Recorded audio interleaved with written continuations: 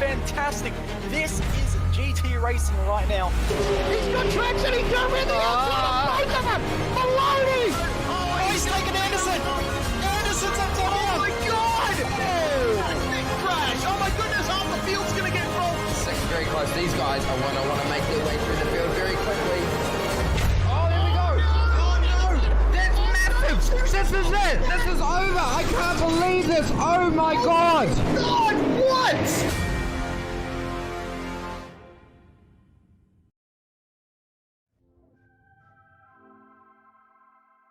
It's a double dose of turbo front-wheel drive touring car action tonight on SimSpeed TV with two divisions of Ozicar Turbo Touring Car Series.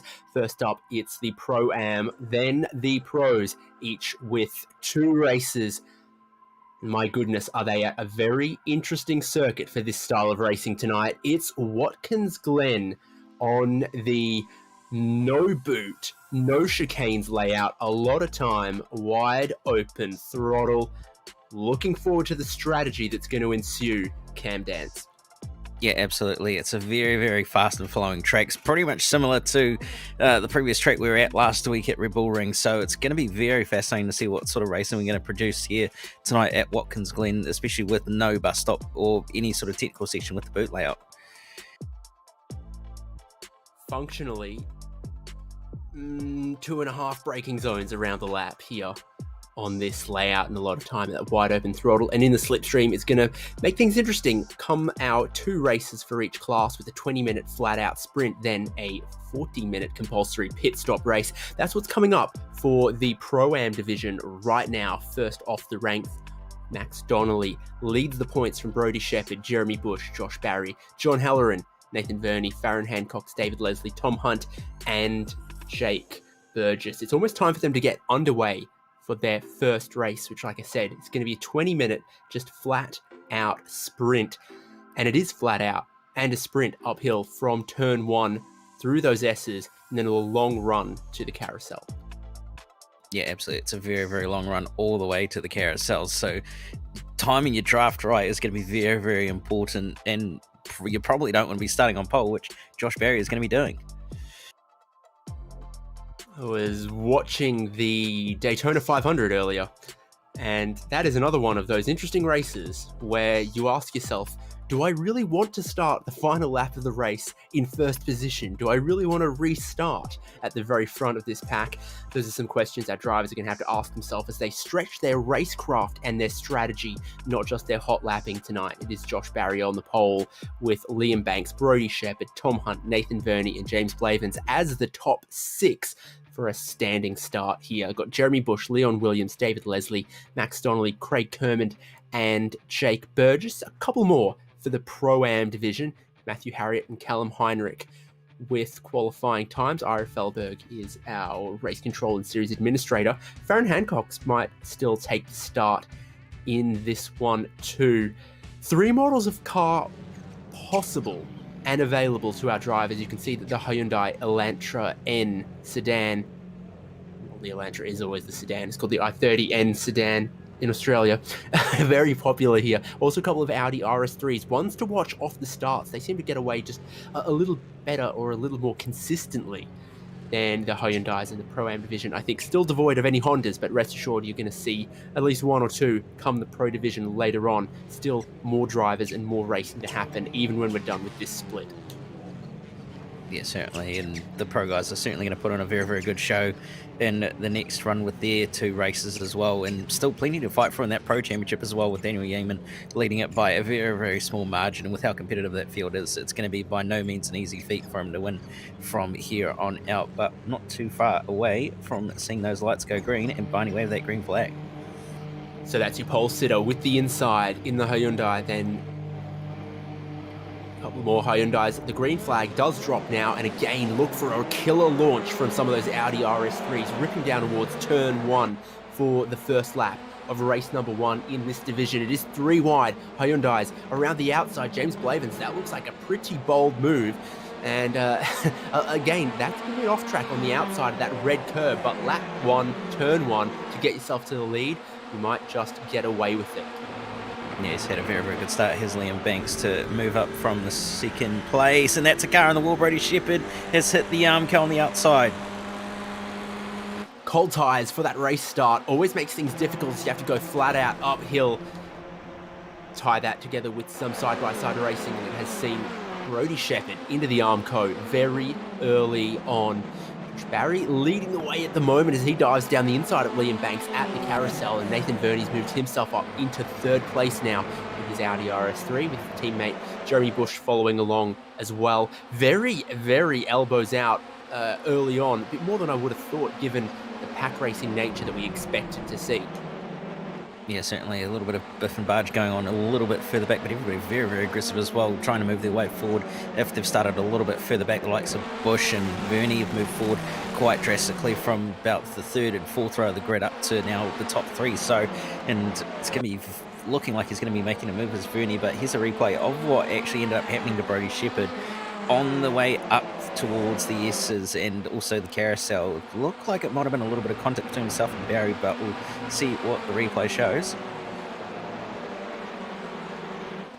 That is a really, really rough break to catch this early in the race. The absolutely most minor of contacts. It's cold tyres all around and sent him to that Armco, which gave him quite a bit more damage. Josh Barry, how has he managed to get quite a lead here as well? That's pretty important in this sprint race. Just 16 flat out laps here. There will be a compulsory pit stop in race number 2 a little bit later. We might be losing Liam Banks' internet at the moment. That's really packed up and checked them up from what is now second place on back as you look from Jeremy Bush's perspective. I think him and Nathan Verney have also been shuffled back a little bit as the likes of Max Donnelly have gone forward. Yeah, there was a lot of fighting going on the way into turn 1 on that previous lap with the likes of Verney and Donnelly and a few others all bunching up and making some moves at turn 1. I believe we'll get a virtual racing school replay of all that fighting as well, as that's right on the back, and that's actually a replay of one of the locked on cars getting a little bit of a helping hand from David Leslie at the final corner. Managed to just save it, thankfully, but a little bit of momentum lost, and that's not really going to help them keep up the pack either. Lost Liam Banks from second place in this race, can confirm that one now. So Barry leads by almost 2 seconds, but behind him, it is all on super speedway style. There's another little replay of just lifting up those rear tyres a little bit. A bit of contact in towards the final corner. Donnelly up into second. Blavens, Hunt and Verney. This is that next pack. Craig Kerman looks like he might be moving forward a little bit. Harriet going forward there as well. Jeremy Bush, it's been a tough couple laps here for him. Right as we say it. Nearly a little bit more contact as well, and nearly getting into the side of his teammate as well. And Leon Williams on the inside, who's going to not quite have the momentum on the side on the way down towards turn 1 decides. I think better of it just back out. Leslie in the background looking up the inside as well to try and gain another position. But certainly been a few movers and shakers in this race so far. Like Craig Kerman, who's leading the secondary pack, has actually gone up from the limit of the grid as well. So he's doing quite well to be all the way up there.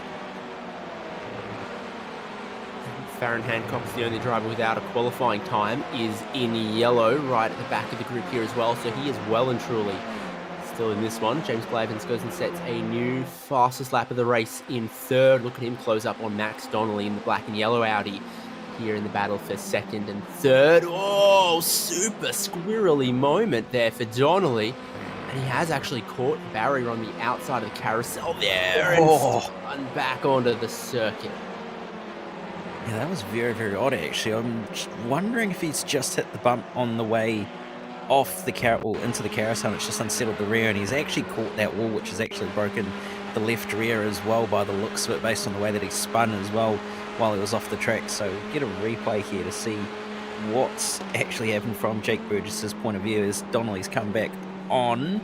You can see the spinning car there, and he just narrowly misses him. Oof, he wasn't quite expecting that one. None of us were, and there is a bump all the way to the left-hand side of the circuit there that can get you a bit out of shape. On this layout, you wouldn't be all the way to the extreme left-hand side of the circuit were you coming from the bus stop slash inner loop, because that gives you a slightly shallower entry into the carousel outer loop. But on this version, when it's just a straight all the way into that corner, you do find yourself turning in and braking from this very left-hand side of the circuit with that bump just there to the left. I was going to say, is that a water tower, but it's probably a spotter's tower. I do believe it's actually a water tower, if I'm not mistaken. There's Leslie getting into the side of the locked-on car. Just managed to hold on to it to both of them. Bush having to concede once again. He's not having a great race so far in these last few laps at all.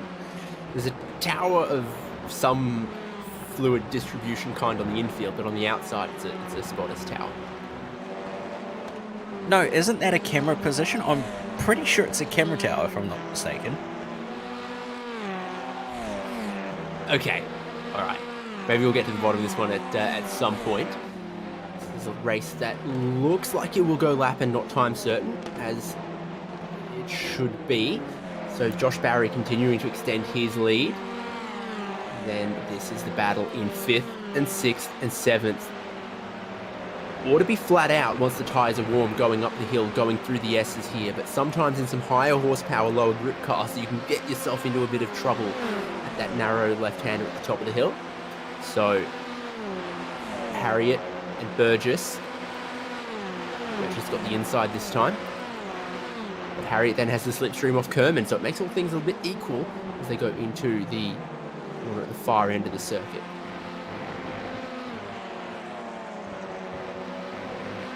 You can see how bunched up this little group is as well, and then all fighting extremely hard amongst themselves. Leslie's still trying to move his way on forward, and it's contact with Harriet and a big impact into the wall there for both of them. The nose of David Leslie has done a bit of work so far in this race. Let's take another look at that one.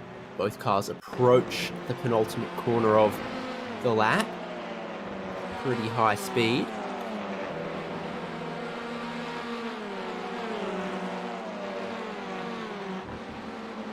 What does the story tell us here? Hard to tell from that angle, but it does actually look like Harriet's come across Leslie's nose there.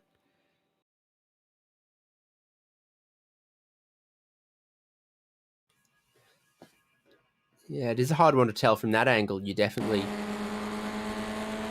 see them converging on each other a little bit here. Yeah, you can't do a whole lot more, or give a whole lot more as the car on the outside there. Very, very hard decision, I think, for Racing Control to be making there. I'd hate to be the one in that position. Very, very envious. Best of luck, Ira. So we'll see what comes of that. I imagine there might be a penalty or possibly a racing incident. We'll find out later on. But these three still battling it out for the final spots on the podium. Hunt's made it on made his way on by Vernie on that last lap as well, so he's now in the final podium spot. But Vernie's probably in the best position out of these three, with the fact he's got a double draft sitting in behind these two.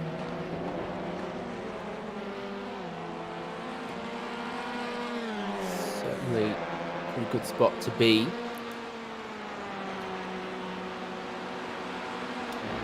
Battle evolve out front. Still ought to be pulling away from the group behind as well. You can see Josh Barry just a little bit off in the distance for the lead. It's Hunt though for second, trying to go round the outside. Mind that bump, and you can see it just make the car hop a little bit right as they go to then turn into the lightly banked but downhill carousel. He did nearly have the move completed, but just not quite, in firing back up the inside. Blaven's managing to get that position back, so he's going to hold on to second for a little bit longer, but Hunt clearly showing he's got some decent pace, and Vernie's now right on the tail of these guys as well, having dropped off in the first half of the lap at least. I did wonder if he was actually going to get dropped completely, but clearly not with the way that the draft is working, so he's at least back in this. But Hunt's not quite getting the run through the final corner that he will have hoped, but he's going to close that back up on the way up the S's and down towards the carousel. And it'll be interesting to see if Vernie just continues to sit behind or whether he actually ends up making a move in the end.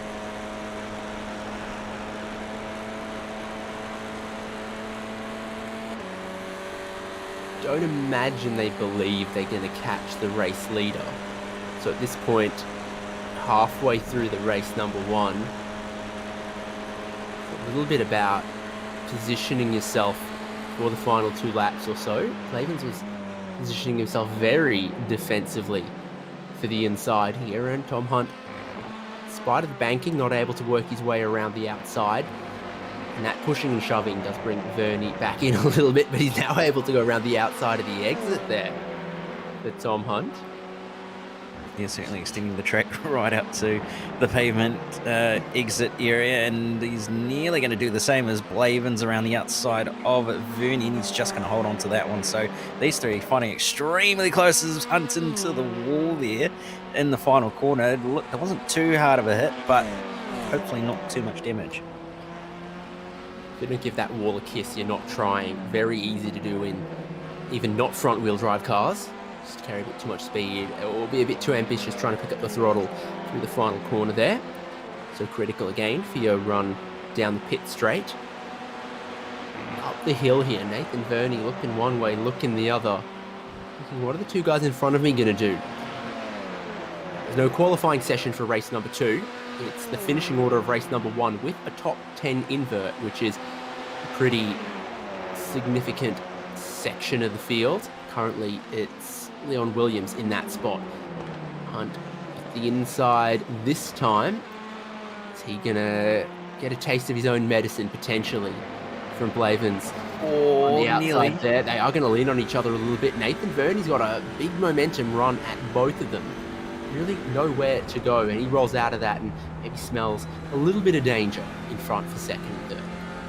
Yeah, if I were Vernie, I'd certainly be playing the safe game at the moment with the way these guys are fighting just in front of him. Certainly every chance they could come together at some point and possibly cause a bit of carnage, and the floodgates will open for Vernie in that case, and he'll just be able to drive on by saying thank you very much, boys. So we'll see what may or may not happen between these 2 drivers, or these 3 drivers I should say, and who may be the victor out of them with 6 to go. We're kind of doing right-turning restrictor plate racing with this, which is a statement that might annoy some of the road racing purists, but from a strategy perspective, that's incredibly what this is like. Tom Hunt then going to move for second.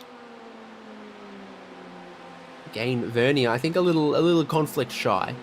Just willing to watch and wait what happens between Blavins and Hunt as they swap that spot and swap that spot and swap that spot. They've got to be careful that they're not caught by this group behind, because there is about 3.5 seconds in there. And that seemed like a pretty comfortable margin, but you see every time Blavins is in second, he's moving, trying to break the slipstream. They battle each other too wide. So it's Burgess from Kerman from Bush in the group behind. And as you see from that shot there, it's only half a straight separated. Yeah, 6 to go becomes 5 to go. Yeah, that second group is not actually that far away.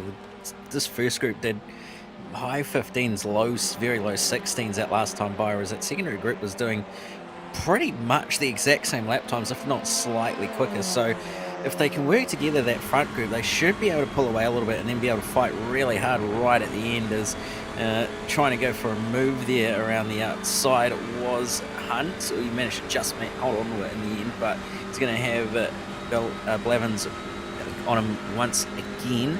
He's going to head down towards the carousel. Vernie still continuing not to really get too involved with these guys at the moment, knowing what might happen, but still keeping his nose close and keeping himself in the fight in case these 2 don't come together.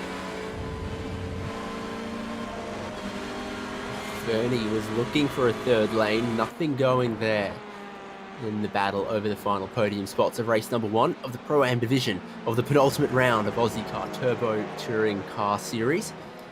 Barry's lead keeps on growing. Gap between Vernie in 4th and Jake Burgess in 5th stays around 3.5 seconds. I think Blevins is doing about half of his driving looking in the mirrors at the minute. Yeah, certainly not wrong. Obviously, Blevins and Hunt looking in their rear view a lot of the time at the moment, and Nathan Vernie will probably be looking in his mirror a lot as well, watching and seeing how close the guys behind are catching up, or whether they're catching up at all. This front group was slightly slower again, so that gap is continuing to come down. I don't think it'll get close enough by the time the white flag comes out, so I don't think we'll have about a 6 or 7 car fight for the podium, but you never know, and who knows what will happen. Vernie super early on the brakes, thought about following Tom Hunt through on the inside here. Tom Hunt also himself a little ginger on the brakes there, and once again it's side by side through the carousel.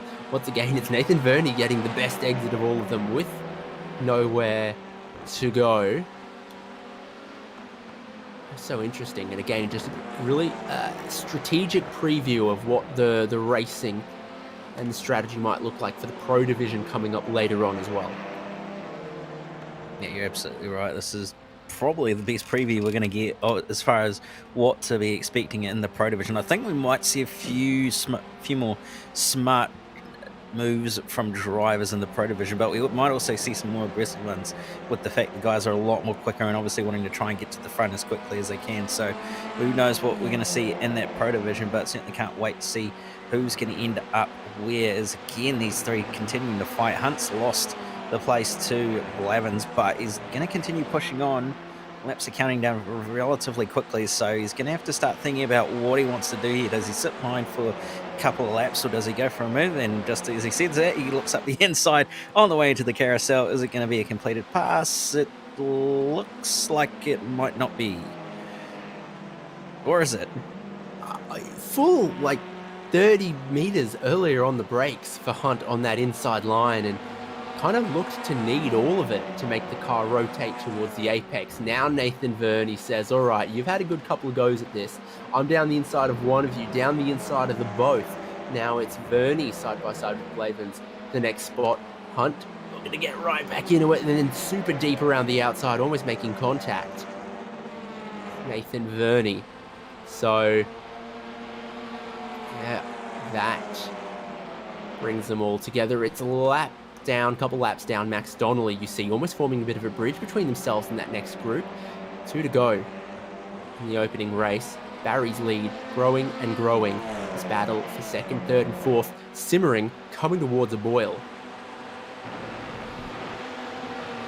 And Vernie's finally going to get past. That was very close to the Armco for Hunt there. 2 to go in that secondary pack. Still within slight range of possibly getting to them. They've got Max Donnelly between the 2 packs, but here comes Vernie up the inside of Blevins, but Blevins going to hold the outside to try and get the momentum on his side. Vernie's waited so patiently for this, and he might just be able to get it done. It looks like he's not quite going to have the momentum, but they're going to go 3 wide on the way down towards the following corner. Hunt decides to back out of it. Vernie's going to be on the outside for the second to last corner, and he's going to slip in behind Blevins. So Blevins going to step back into second place here.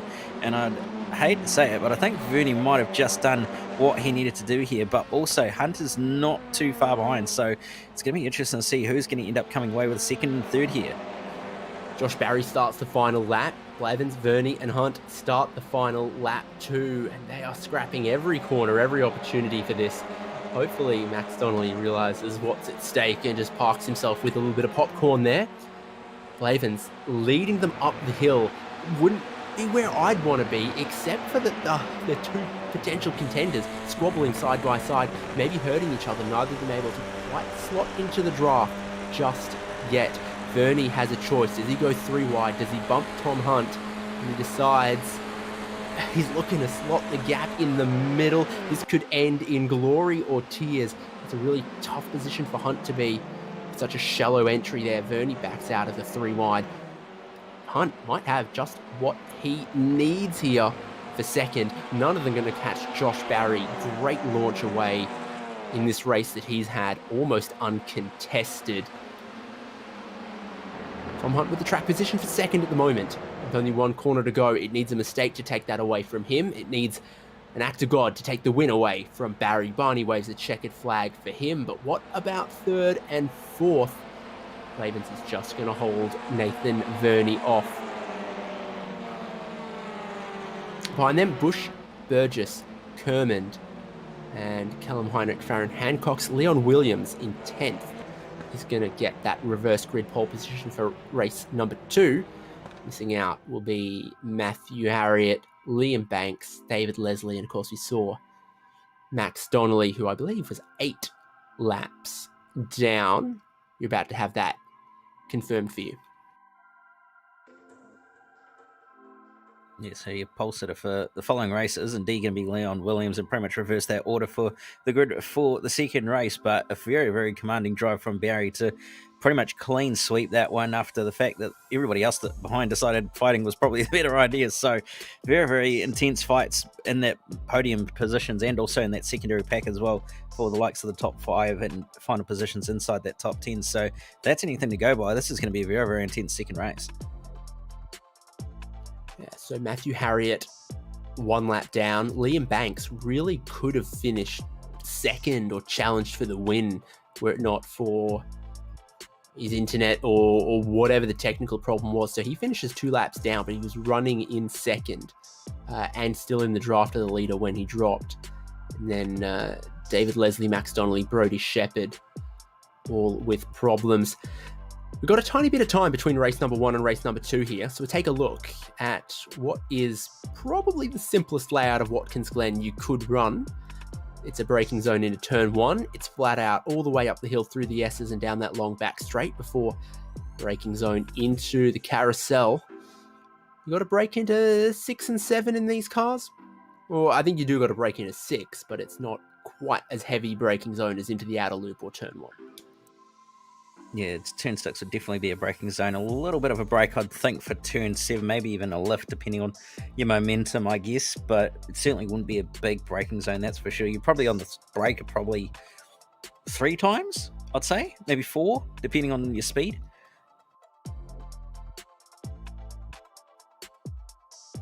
The braking into the final corner is just about as much as rotating the car as it is actually wiping off too much speed. But I am seeing brake lights in that part. A couple of minutes till they grid up for that reverse grid race number 2. It's going to be a compulsory pit stop strategy, and who you pit with and when. It's going to be pretty interesting. Stay with us on SimSpeed. Race number 2 of our Pro-Am division of turbo touring cars coming up in a second.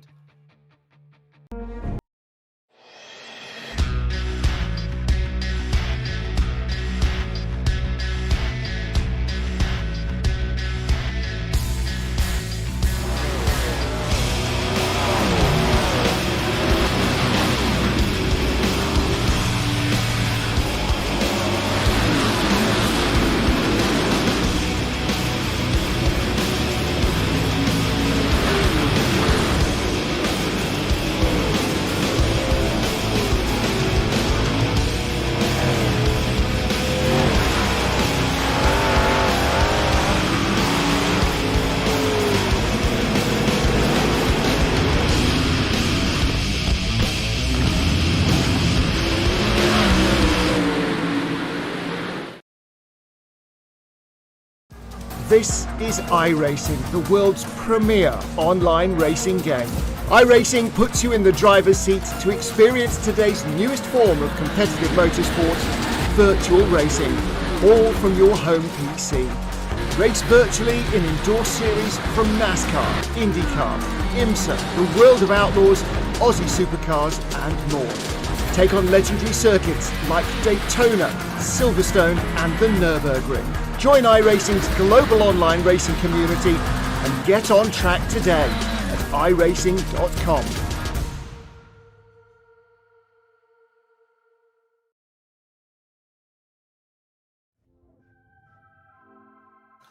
And welcome back to SimSpeed TV. David Haynes with you here alongside me is Cam Dance and Jay Kennedy producing, getting ready for the reverse grid compulsory pit stop race of the Pro-Am division, our first half of tonight's racing. Leon Williams got that lucky 10th place, and he's going to start from the front of the field with then Farron Hancock's Callum Heinrich, Craig Kermond, Jake Burgess, Jeremy Bush, Nathan Verney, James Blavens, Tom Hunt, and race 1 winner Josh Barry is going to start out of 10th place. Then Matthew Harriet, Liam Banks, David Leslie, Max Donnelly, and Brodie Shepherd. Hearing that for Liam Banks it was a VR failure that took him out of race number 1, so he's going to be starting quite deep in the field for this race number 2, but there are some drivers in that middle pack towards the back of the pack that we definitely expect to see move forward.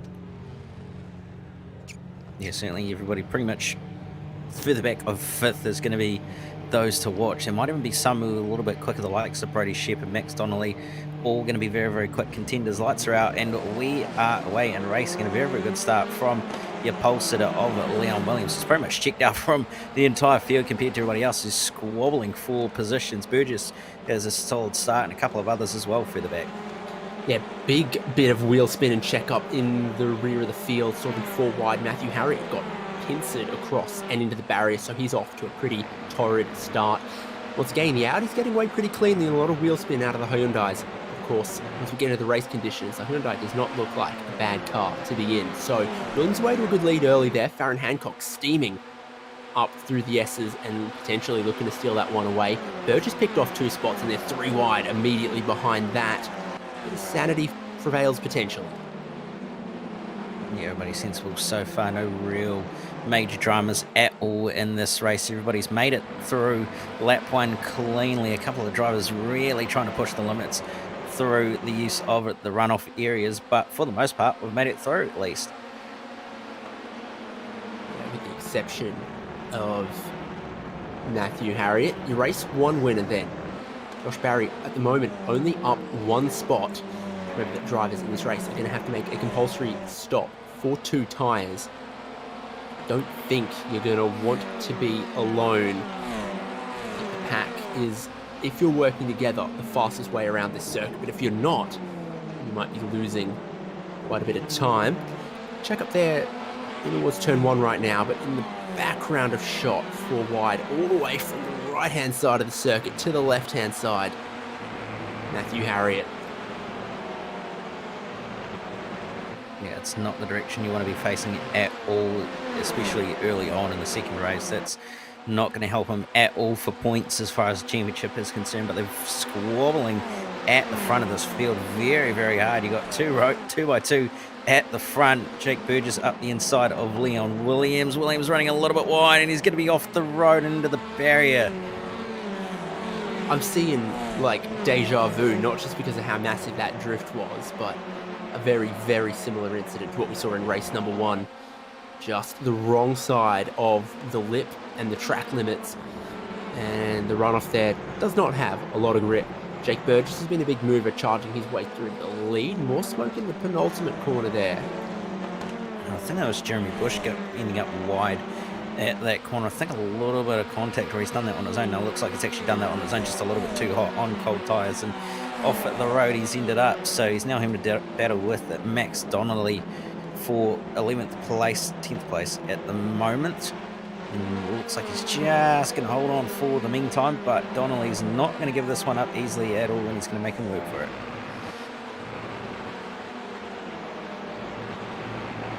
Yep. A couple of guys who didn't get the race result they wanted in number 1, including Max Donnelly finishing 8 laps down, and for a stronger result here. Still just, what is it? Is it 4 seconds to cover the top 13? Is that right still? I believe that's correct. It looks like it is that sort of time differential at the moment. It's kind of deceptive. It looked like it was a little more field spread than that, but when you say it like that, you're like, yeah, all right, yeah, this is a whole race still together at the moment here. Pit stops is where it's going to be so tactical about how it breaks this up, how they race. Oh, Hancock side by side there with Hunt. They check up. Farron Hancock is going to jump out of this one, and he goes for pit lane maybe a little on the early side. Yeah, not a terrible idea, to be honest. Might cost him as far as the draft is concerned, but honestly, not a bad idea considering with how quickly some of these guys, well, how hard some of these guys are battling as well. So we'll see where he comes out in relation to everybody else once the pit stop cycle happens with the rest of the field. But honestly, not a bad call if everybody else around you is fighting as hard as they are. Yeah, it's a risk because it puts your fate in everyone else's hands. If you take that early pit stop and then they start fighting like they did in the last half of race number 1, then it's a good call. But you can't control what the other guys are going to do after you hit. They, mapped their Discord push to talk button to their handbrake over here at Locked On iRacing? I mean, you'd think so, with how much have been sideways in this race so far. David Leslie being asked to redress something.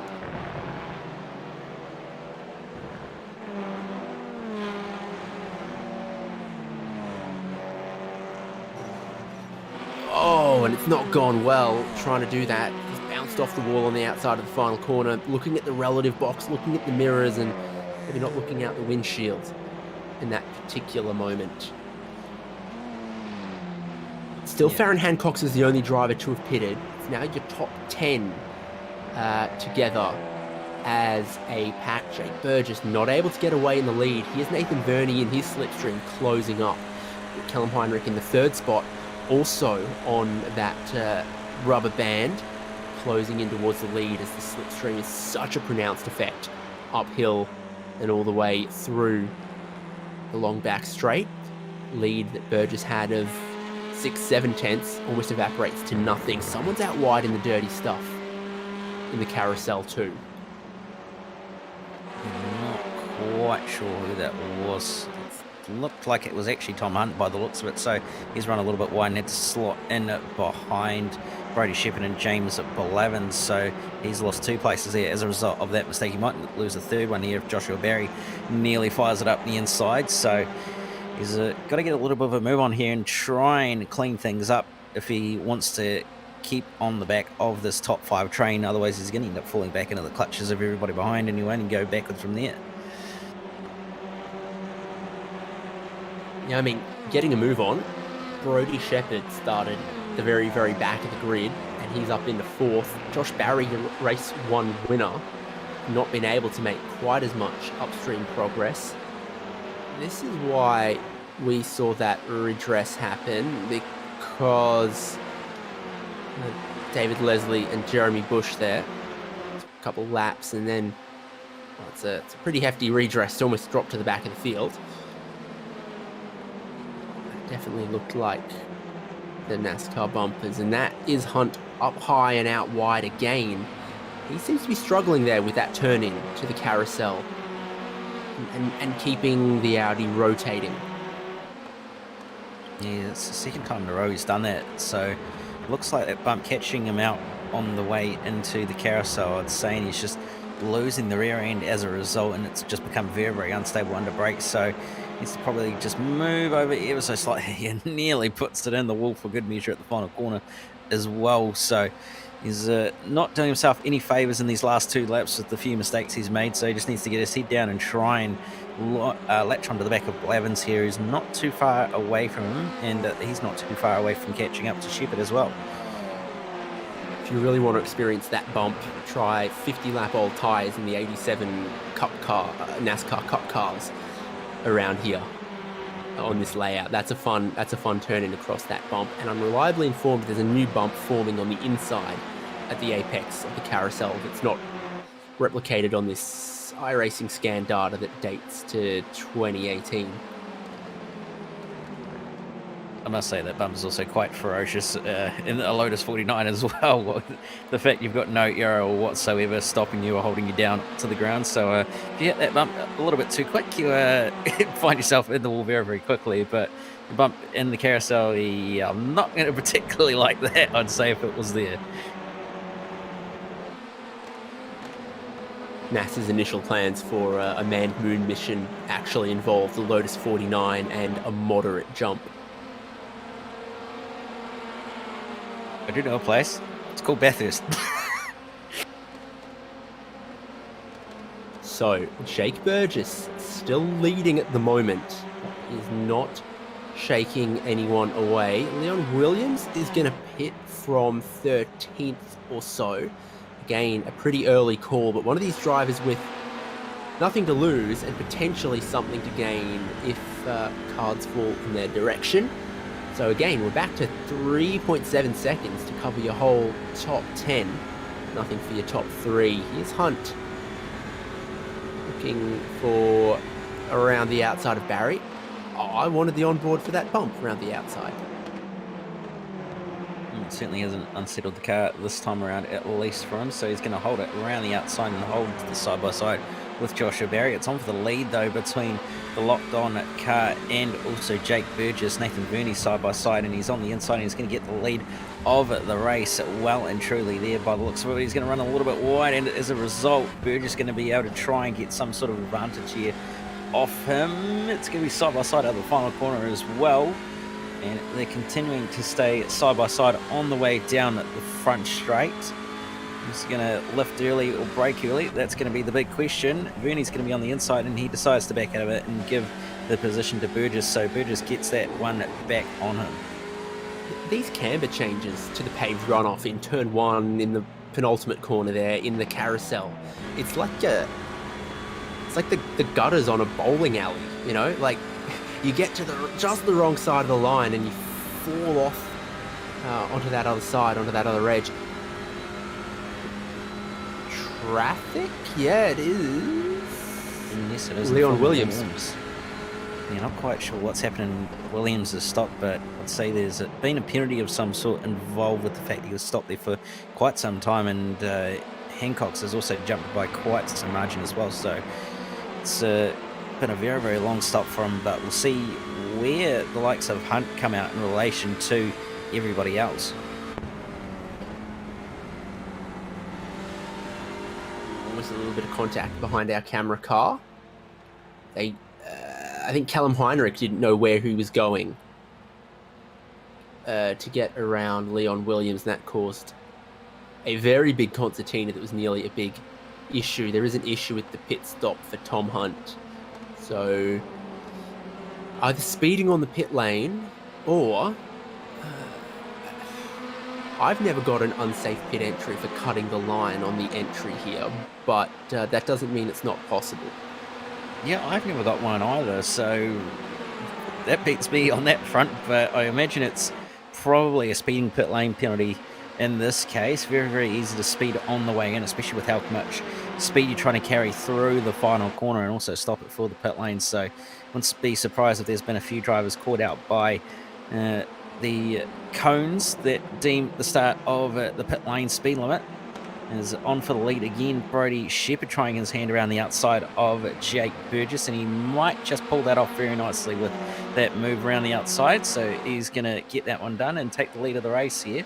Is Verney still looking very, very racy behind Burgess as well.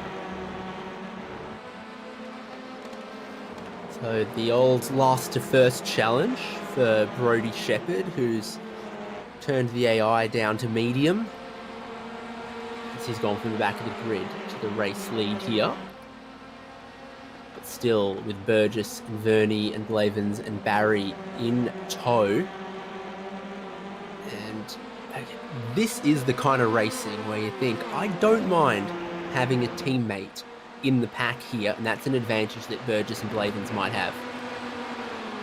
Yeah, having teammates in this little pack, probably not a bad idea, and probably decent advantage as well if they can work together. I imagine if they really want to do it properly, they'll work together on their pit sequence. So they'll work together in terms of when they pit and try and use each other as draft buddies, almost like they are in super speedway racing, to pull some sort of a gap on the rest of the field who are all fighting and squabbling further back when they complete their pit stops, or if they have a slow pit stop as well, and then try and see what they can do from there.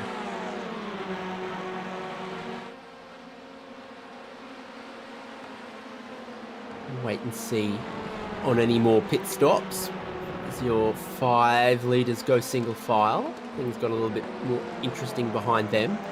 And Banks moved himself up into 6th as he went side by side with Max Donnelly. Regroups. You can see Josh Barry looking down the inside for turn number 1. Not super committed to it, and that sort of hinders him and Blavens, neither of whom get a good run. You're going to have to go side by side through the S's. Meanwhile, your top 3 are at full speed. This is the onboard then.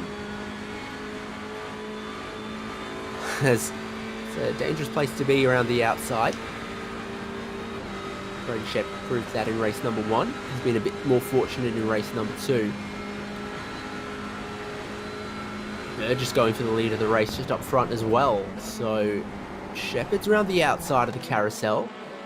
James Blavens around the outside of the carousel. Burgess for the lead. And Nathan Verney finds himself in about the same spot he was in race number 1, watching, 2 cars battle in front of him and thinking, yes, no, maybe, is this my battle?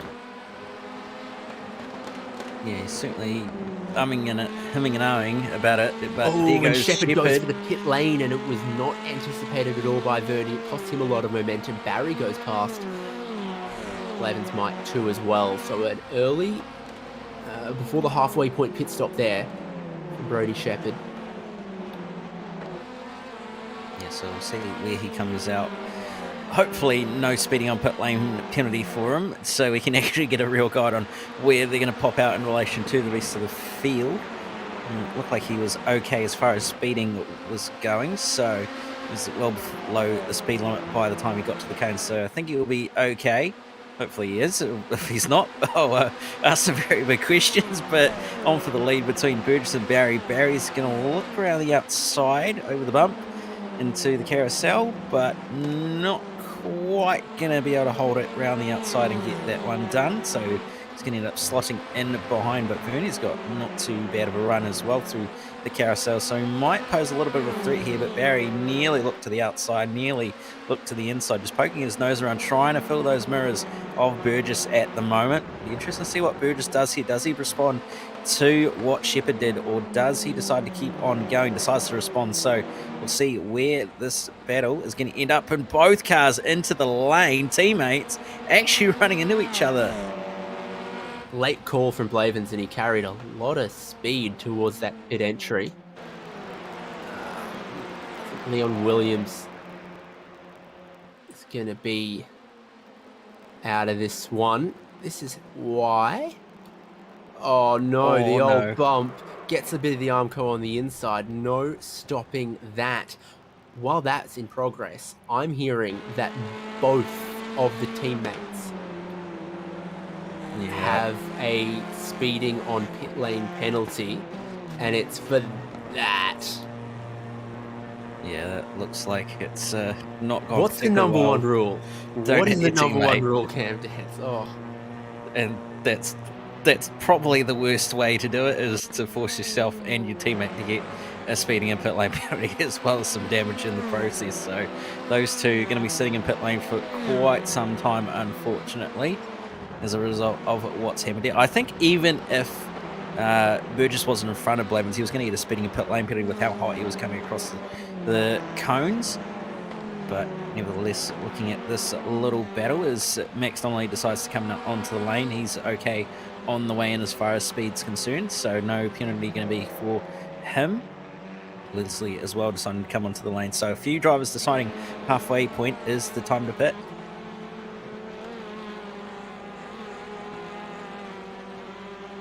so yeah, Tom Hunt also had that speeding on pit lane penalty on the entry. So in some relatively illustrious company. Who have we got left a bit? Josh Barry and Nathan Verney first and second at the moment. Liam Banks just a little bit adrift to them, and Craig Kerman and Callum Heinrich. Everyone else is been through or currently on pit lane. These are your race leaders. Do they react? Do they try to go long?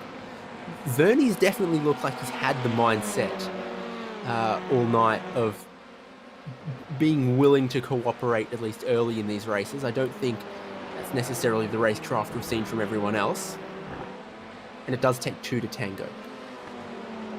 Yeah, it certainly does take two to tango. Barry decides to come down onto the lane, so he gets his pit stop out of the way, reacting to what everybody else is doing. This is David Leslie making his pit stop.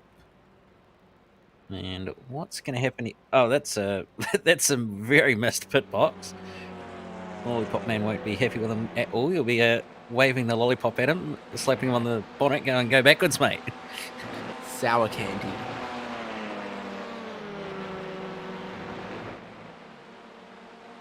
So Nathan Verney, all on his lonesome, in the lead until Liam Banks picks up that slipstream just 1 second back. And that starts to chip away at the advantage.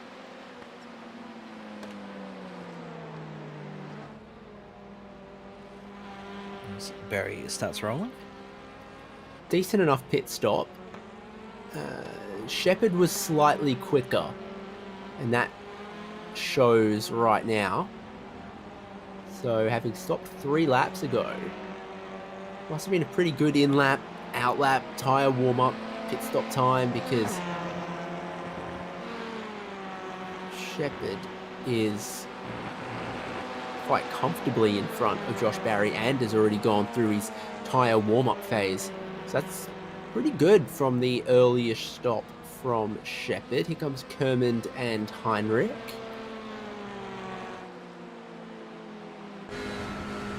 So I believe that's the final drivers to pit, if I'm not mistaken. No, Verney's actually still got to come in. So not many left out on track to get their pit stops out of the way. So won't be seeing too many more laps, I'd say, from those current leading 2 before they come out onto the lane. But Donnelly being hounded by Hancock's at the moment is doing not too bad of a job. He's actually put himself in a really decent position based on when he stopped in relation to everybody else to get himself into some clean air and put in some very, very decent laps as well, because he's now right on the tail of Donnelly, who was sitting in the top 5 prior to the pit stops from the top 5 as well.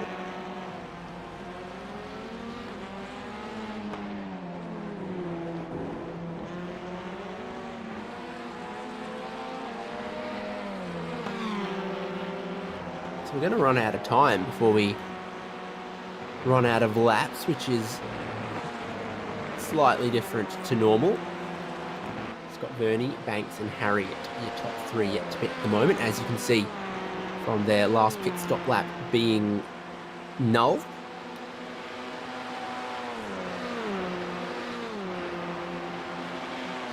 So we've noticed the tyre wear as a factor in some of the other longer races, particularly the other longer races earlier in the season. For Farron Hancock's, who pitted lap 3, at this circuit, do you think he's going to have any troubles come the end of the race? You just don't think of it as a high tyre wear circuit, and the really strong slipstream can maybe let you racecraft your way out of not quite having as much grip as the other guy.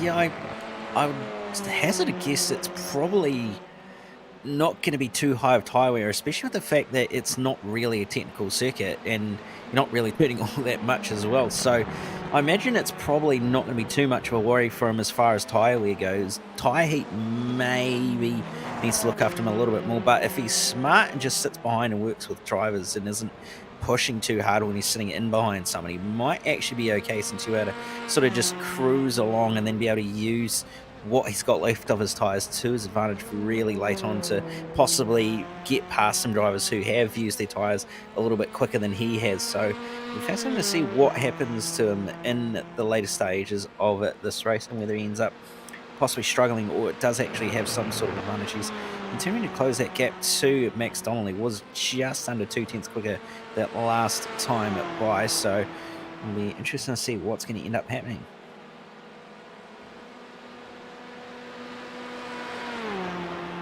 So for these tyre stops, we've been seeing between 23 to 25 seconds. Time is up for Nathan Verney, and he's right bang in the middle there with 24 seconds or so. Brody Shepherd is going to go past him. Verney, where is he going to be relative to Barry and others? This early stop, it's been some magic for Brody Shepherd. Verney doesn't look like he's going to catch him. Barry's not going to catch him. Where can Banks can have a very good pit stop, he can still fight for the lead. Otherwise, everyone else is taking their stops, coming out behind Brody Shepherd. Banks right now on the lane needs some Red Bull pit crew. Yeah, he certainly does need a lightning stop in this one if he wants to come out in that lead group. I'm surprised that Verney did actually end up staying ahead of Barry, although I'd say The that understeer the gap's was very close now. He was on the brake and then off the brake and then back on the brake and off it and then back on it to try to make that thing turn with cold front tyres. Not happening at all through the carousel. Not happening there again. If anything, he'll be lucky if he stays with Barry in the slipstream. So, Liam Banks, 25 seconds. He's only just leaving his pit stall. He's not out the pit exit yet. Not only does it look really good for Brody Shepherd, it's not looking bad for Barry and... and Verney either. And he's actually managed to get ahead as well as Liam Banks, but because of those cold tyres, he's actually going to end up holding Verney up. So Verney's going to end up losing this lead pack before they've even got to the carousel as a result of that cold tyre disadvantage that the car in front of him, Liam Banks, has had. So Banks has kind of timed that well. If that was the lead of the race, he would have actually done that very, very well and been a very, very good strategy play. But because of where they are in relation to the leaders, it was probably not too helpful to have that slow momentum up the S's, and as a result, have the driver that was up to speed with warm tyres get held up. So they've lost that lead train, unfortunately, but we're interested to see what they can do and whether they're actually going to be able to catch up to the leaders again. Matthew Harriet, after facing the wrong way on lap number 1, 4 wide. It's just a tough place to be. Not everyone can be aware of exactly what the spacing is laterally when you are 4 wide like that. So he's dodged the pit lane so far, but the jig's up as Brody Shepherd is going to take the lead away.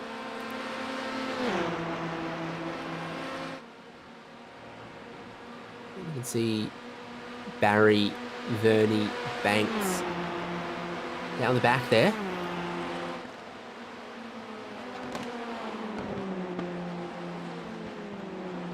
It's a very, very nice move from Shepherd to move ahead of Harriet. And that's going to be well and truly a position made, and he's going to be definitely the race leader now, as Harriet is still yet to pit. I'm actually surprised he hasn't pitted yet, with the fact the entire field pretty much has at this stage. So it's going to be interesting to see how much longer he stays out and continues using that set of tyres he's on. Doesn't really have much longer to stay out there as well, because there's only 12 minutes left, and really he needs to get on some new tyres and get them up to temp, because the last thing he's going to want to be doing is being on cold tyres on the very last lap.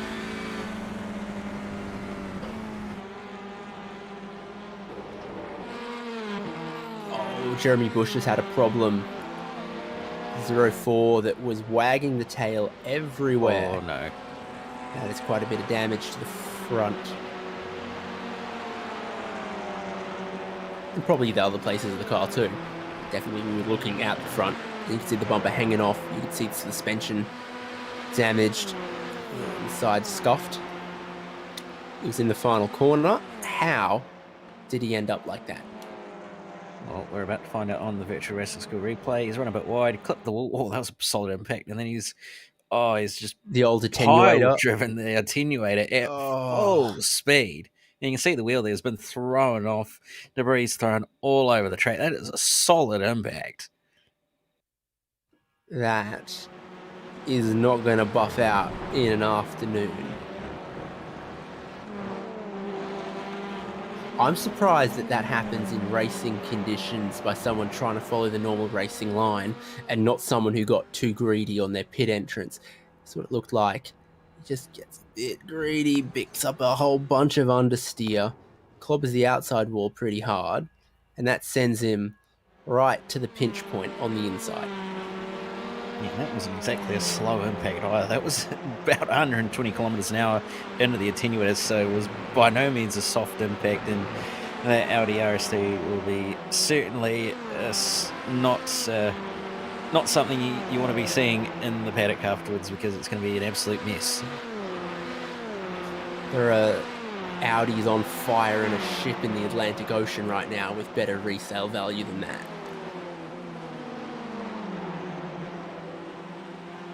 So, ambitious move right here from Nathan Verney as he goes down the inside, washes out.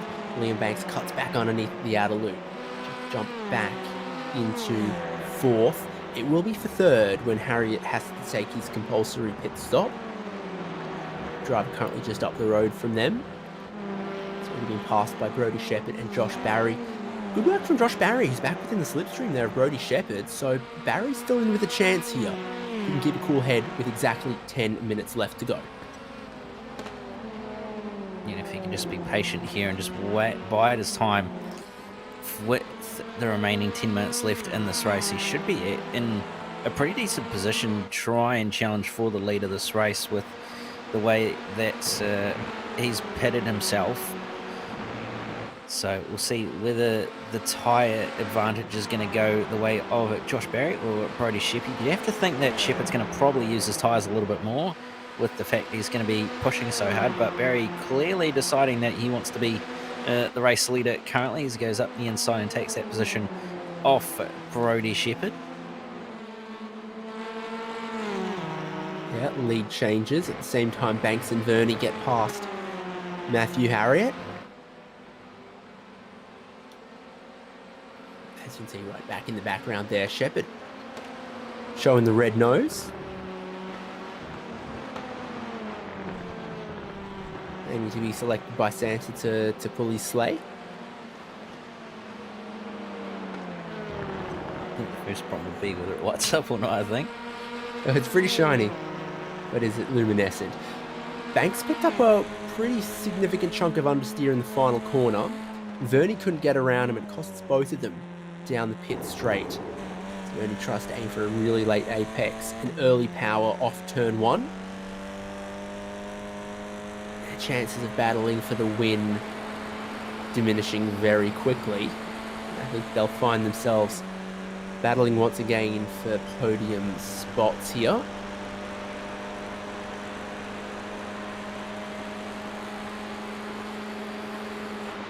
See the power of the draft as well, sucking right up to the back end of that Hyundai, but didn't quite decide to pull out and use the overspeed that he had, so just going to sit in a little bit longer behind. Did run a little bit deep as well on the way into the carousel.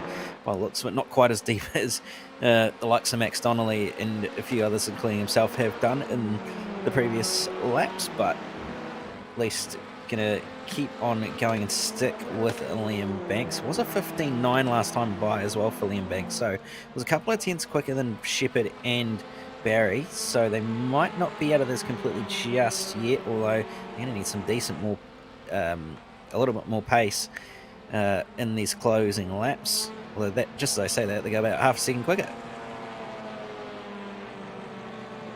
Yeah, one thing you'll keep in mind, as Matthew Harriet will be the last driver to pit, is that both Banks and Verney on handily newer tyres than Barry and Shepherd out front. This is the 40-minute race. It kind of is that 15 to 20 minutes or so where it looks like the pace starts to be hampered by the wear of the tyres. Well, Barry and Shepherd were both ones to have stopped basically on or before the halfway point of the race. By the time of the checkered flag, they will be, in Shepherd's case, closer to 25 minutes on their tyres. Definitely starting to feel some performance drop off. Starting to hit that cliff right as Banks and Verney should still be good. So that's one thing that I think Shepherd's got to keep in mind. Is that early pit stop worked wonders for some track position. It really did. He looked almost uncatchable in that lead once everyone else came through the pit lane. the shine is starting to come off that strategy just a little bit. Can't quite manage to maintain the pace that took him from last on the grid to leading the race before the pit stop phase. Yeah, 100% right. So it's going to be very, very fascinating to see what this gap's going to end up being by the end of this race and whether they're actually going to be able to challenge for the lead. A 15.7 again, that time by from Shepherd and Barry, a 15.4 and a 15.3 from Banks and Verney. So certainly working together very, very well. But I think the front two may have realised that the two behind are starting to close that gap down. So they're going to try and push on as hard as they can. I think that's really all they can do is the front two, is just try and push on as hard as they possibly can at this point. Try and build it, well, keep that gap as steady as they can with the fact those guys behind are really quick. Yeah, it is just 2 seconds at the moment. Shepherd in second to Banks in third, as there will be 4 laps to go. Either of them leave their signature on that outside wall just then?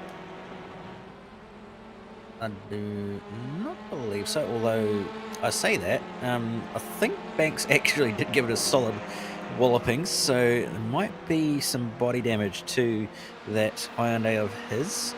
Might slow him down a little bit in a straight line, as Vinny's all over the back end of him at the moment, so might see a change of position here between these two if there is any damage to Banks' Hyundai. As they're going to draft down the back straight on the way towards the carousel. Verney not going to pull out. He's going to tuck right up behind, try and do a little bit of bump drafting here. In my mind, I was dying for Verney to push Banks, push him up towards the lead, put some pressure not only on Brody Shepherd but also on Josh Barry there.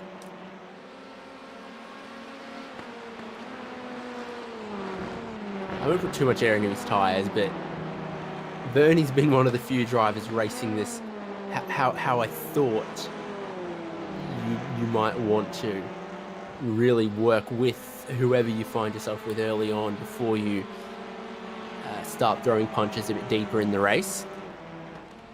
Right now is what counts for a bit deeper in the race though.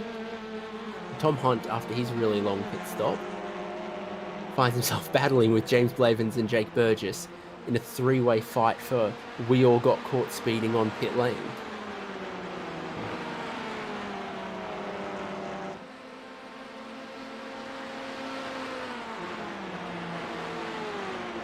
So that's fun for them. Up front, the gap is closing though between the leading 2 and the pursuing 2. Barry down into the 116s. Dropping off a little bit of speed on the last lap, while Liam Banks stays mid 115s. And he is, I think, an inch away from getting that slipstream, and he might just on this lap. Then there'll be 2 to go. 4-way fight for the win in the Pro-Am division of Ozicar Turbo Touring Car Series. I dare to dream. Yeah, absolutely, and 2 to go this time by as well. So he's closing that gap.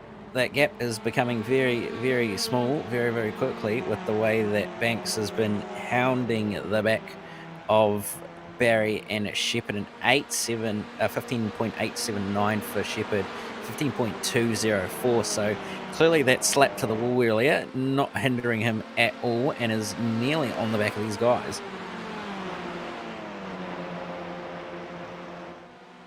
Josh Barry from the middle of the road to the left-hand side to the bump for the turn-in for the carousel.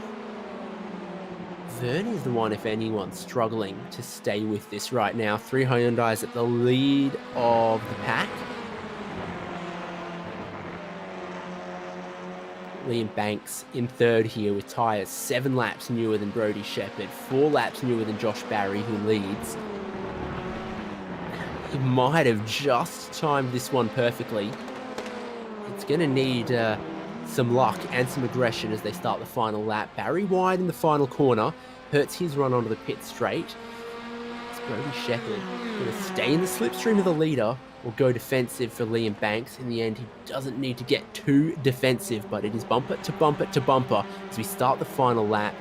And it's so critical how they time their run up the hill here. For Liam Banks, he's looking around the outside of turn number 2. I don't think you're going to find much there. Yep, nearly pulled it off, but probably not quite. Trying to set himself up for the top of the hill and the run down towards the carousel. I think he's going to miss out on a draft here. If he's not careful, he's going to get a little bit of a draft. What does he do? He looks up the middle with nearly. He's not quite managed to get it done. Side by side for the lead, though, between Barry and Shepherd. Shepherd on the outside. He's trying his best to hold it, but Barry's just going to have the slight edge over him. What's going to happen at turn 6? Is it going to be Shepherd? Is it going to be Barry? Barry decides to go defensive. Shepherd has to look to the outside. A little bit of a move back to the racing line from Barry. And I think he might have just hung on to this as Shepherd goes very wide, trying to use all the possible track, trying to get a gap, but not going to happen. And Barry is going to end up taking this one out. Yeah, what are track limits? They're going to finish bumper to bumper to bumper again. Josh Barry holds on to that race lead in a frantic final lap. Brody Shepherd in second. Liam Banks not able to steal anything away. Chance that Nathan Verney might have run out of fuel. He might not be alone there. Actually, a lot of time at full throttle. Sometimes you calculate it based on having a bit more slipstream than you might have otherwise expected. Here's the 3 drivers who all got penalised for speeding on pit lane. All ended up near each other. Oh, then that is contact between James Blavins and Tom Hunt. Hunt keeps it out of the wall.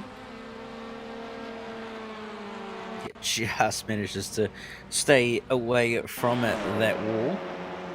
But here is the replay of, I believe it's Nathan Verney. Oh, gets very loose on the way into the carousel, and that's going to be a trip to the tyre barrier, unfortunately.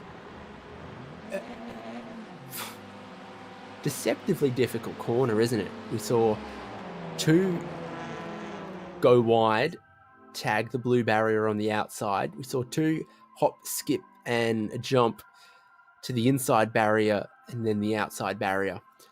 This is how they finished race number 2 of the Pro-Am division of Ozicar Skip Barber Series. Our night halfway done. Josh Barry, Brody Shepherd, Liam Banks, just 4/10 for the podium from Max Donnelly, Farron Hancock's. That is a very strong result in 5th for Farron Hancock's, I think. Craig Kermond, good strategy, good consistency for 6th as well from David Leslie, Callum Heinrich, Jake Burgess, James Blavins. Then Tom Hunt, Matthew Harriet, Nathan Verney, Jeremy Bush, Leon Williams. Gained some pretty big scalps. Yeah, certainly a bit of a shaken up order with a few drivers who would have been hoping to finish towards the front of the field, finishing a little bit further back than they would have liked, and a few unfortunate pit lane penalties as well. So not the way that some would have hoped to finish the night, but certainly a couple that would have been very, very happy with their results. Let's hear from some of our Pro-Am drivers then. Brody Shepherd, not a great start to the round with that race number 1, catching a tough break there, but then to fight back in race number 2 and have that chance to fight for the win. That's what you're here for. Yeah, race 1 didn't go to plan, and then race 2 got off to a really good start, and then thought it was going to go an extra lap and I was going to run out of fuel. So I spent the whole second stint saving, and then it ended up not needing to save, so it lost me a lot of time there. Slipstream critical at a bunch of places we've gone with this car, but even more so here. Yeah, this race was all based on slipstream and how far behind you were at Exeter turn 1, guaranteed if you could get past at the final corner, and I just missed out on that final lap there. The old Hyundai is still spinning up the wheels a lot on the standing starts. Any progress there? It looks like the Audis are still bullets out the gun. Yeah, the Audis are quick. Race 1 I had a good start, and then the unlucky incident with netcode, but race 2 went I had a horrible start, but it seemed to work out because there was a lot of carnage off the start. Well, 15th in race number 1, second in race number 2. Thank you for joining us, Brody Shepherd, and looking forward to seeing you for the final round next week, hopefully.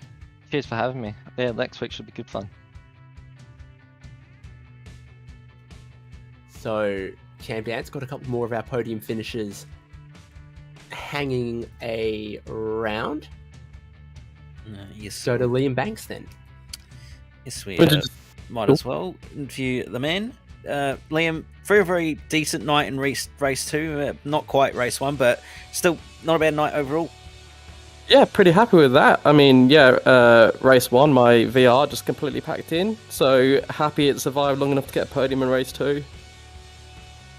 Yeah, it's certainly a way to finish the night off after a VR fail. Well, tyres a bit of a talking point at this track with the lack of corners, I guess, and the fact that you're all sort of pushing quite hard, but at the same time being a little bit conservative. Were the way the tyres came on, did they take on a little bit longer to come up to temp and that sort of thing, or was it just the high speed sort of, I guess, multiplied that and that they warmed up a lot quicker?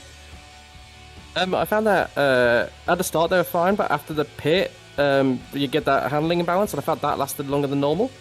But the fact that the tyres seemed to last a bit longer meant going long in the first stint, if you could keep a toe, was faster. So that's kind of where I made a lot of places. Very, very interesting. Well, we head to Nürburgring for the final round of the season. Looking forward to it all? Absolutely. It's my first time driving anything at the Nürburgring, so I've been doing a lot of practice laps, and it is so much fun. Just with the undulations, the bumps, so much character. It's going to be great. Well, before we let you go, just any thanks and any shout-outs you want to give? Shout out to Ira for putting on the league. It's been a lot of fun. First time in a touring car, and really enjoyed it. And shout out to you guys. I enjoy watching the broadcast after a good race. I tend to skip it after a bad race. Well, we have David, a decently happy third place finisher, and I believe you're standing by with our race two winner. Not just that, I think Josh Barry's clean swept the round here at Watkins Glen. Yeah, get out, boys. What's the New York magic for you? Just cross my fingers and toes and hope for the best and hope that I survive. I think that's the key. And obviously, key overtaking opportunity and the place that you've got to defend, and where a lot of the rest of the lap builds up to is that braking zone and that turn into the carousel. We saw drivers get down the inside and make passes. We saw drivers hold the position around the outside to keep position. Saw drivers getting unsettled on the bump there. I mean, for what looks like a pretty simple, constant radius corner, there's actually a lot of elevation and camber going on there. Yeah, there is for sure. I mean, the whole track, as simple as it is, it's actually quite technical, and it takes two to tango, really. Most of the corners here are very quick, and you can run two lines, but you got to put your trust in the guy on the outside or inside that he's not going to kill you. I would hazard a guess that Nathan Verney and some others are sick of looking at your rear bumper, but you pick up a big haul of points. Yeah, it's good. The last few weeks, probably all season really, I've been quick or quick enough, but haven't put quality together, and then I get stuck in the hawk's nest in the middle, and I've been caught up in a few incidents. So it's good to actually put a whole night together and get those points before next week, which will be fun. Fourth in the points coming into this round. Never say never in Ozicar, and we look forward to seeing you next week. Yeah, thanks, guys. Well, it's non-stop action for Ozicar Turbo Touring Car Series tonight, because we have to jump straight to the grid for the Pro Division. 20 cars or so we see here, open setup, the highest rated drivers who registered, and it's Marty Turner for Chicken Up Racing, who's got the pole position for race number 1 from Brady Baldwin, Tim Cornt, Matthew Brunt, Ryan O'Sullivan, and Mitch Dean as the top 6. Also got Ben Snell, Dale Sharp, Nathan Norman, Braden Martin, Dan Yeaman, and Tim Harris, our top 12. There should be 8 more cars. Yeah, and it's a very, very packed grid as well. You've still got Jaden Edmonds, Alex McCullough, Grace Gardner, Alex John, Ashley Norman, Nick Wood on rows 7, 8, and 9, and then Tom Wilkinson rounding out the field. So a very, very packed house, and it's very, very close in terms of lap time. A couple of drivers a little bit further back than they probably the likes of Yeaman, Wilkinson, and Norman, and John as well, probably wishing they were a little bit further forward towards the front of the field. But nevertheless, still plenty of racing to get their moves done and move themselves towards that front. So it's new cars, new drivers, new teams in the Pro Division, but it is the same race format and it's the same Watkins Glen Classic. Pole position there for the Hyundai. A couple of Hondas now on the grid for this split. Looking at Brady Baldwin and others up front there. My eyes, though, straight to that Audi RS3 in 4th place to potentially get a good launch. Race number 1, they start as they qualified, 16 laps, no pit stops, no strategy. It's racing in the slipstream at Watkins Glen. Will set the grid for race number 2 with the compulsory pit stop and the reverse grid. They are away down towards turn number 1. Cold tyres for all. Not a bad start from your pole sitter. It's a pretty good start from them Audis. Once again, Ryan O'Sullivan getting bullied around a little bit in his Hyundai there up the front of the pack.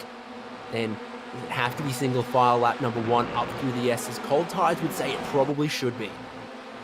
Yeah, and everybody's decided that's probably a good idea, except for a few further back in the field. Reese Gardner and Jaden Edmonds going side by side. Alex John's going to take a position off them as a result of those two trying to go side by side up the S's. A couple of drivers fighting on the way down towards the carousel. Who's going to be the bravest on the brakes?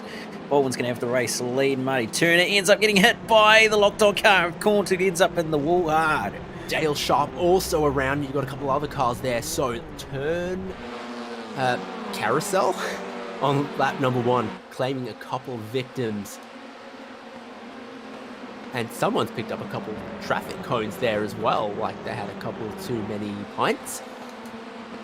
That'd be Jaden Edmonds by the looks of it, deciding to make himself traffic control rather than being a race car. So that's an interesting sight for everybody on lap 1. But nevertheless, they've already got bump drafting going on the way down towards turn 1. You got the top split car of Alex John being pushed by Edmonds as they head down towards turn 1, but it's very, very close between everybody so far. No one's really broken away at all.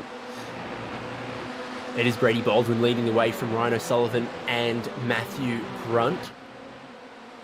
Mitch Dean, teammate to Marty Turner in the slipstream as they all move around. Lap 1 had some casualties. Keep racing. Sullivan looking down the inside, getting pushed by Matthew Brunt, so they go side by side for the race lead, and oh, big wiggly moment for 007. Shaken, but not stirred in that one. Ryan O'Sullivan oh so wide. I thought, where on earth had he gone? Has Matthew Brunt taken the race lead? But no. Pave the runoff. Drivers are going to use it. That is a global lesson for motorsport tracks. This is lap number 1, though. What happened to your pole sitter around the outside for Mitch Dean? Gets a bit of the bump, and does he get just... Is he too ambitious on his own? Oh, so it's O'Sullivan into Cornt, into Mitch Dean. Yes, indeed. Oh, and there's been an incident as well between Braden Martin. I think that was Daniel Yeaman at turn 1. They managed to recover it, but not what the championship leader would have wanted at all. Now that's brought pretty much the entire field behind right on his tail. They put Braden Martin sideways and then he straightened him back out again, but it cost them both huge momentum at the exit of turn 1 and up through the S's. You can see Alex John looking down the inside.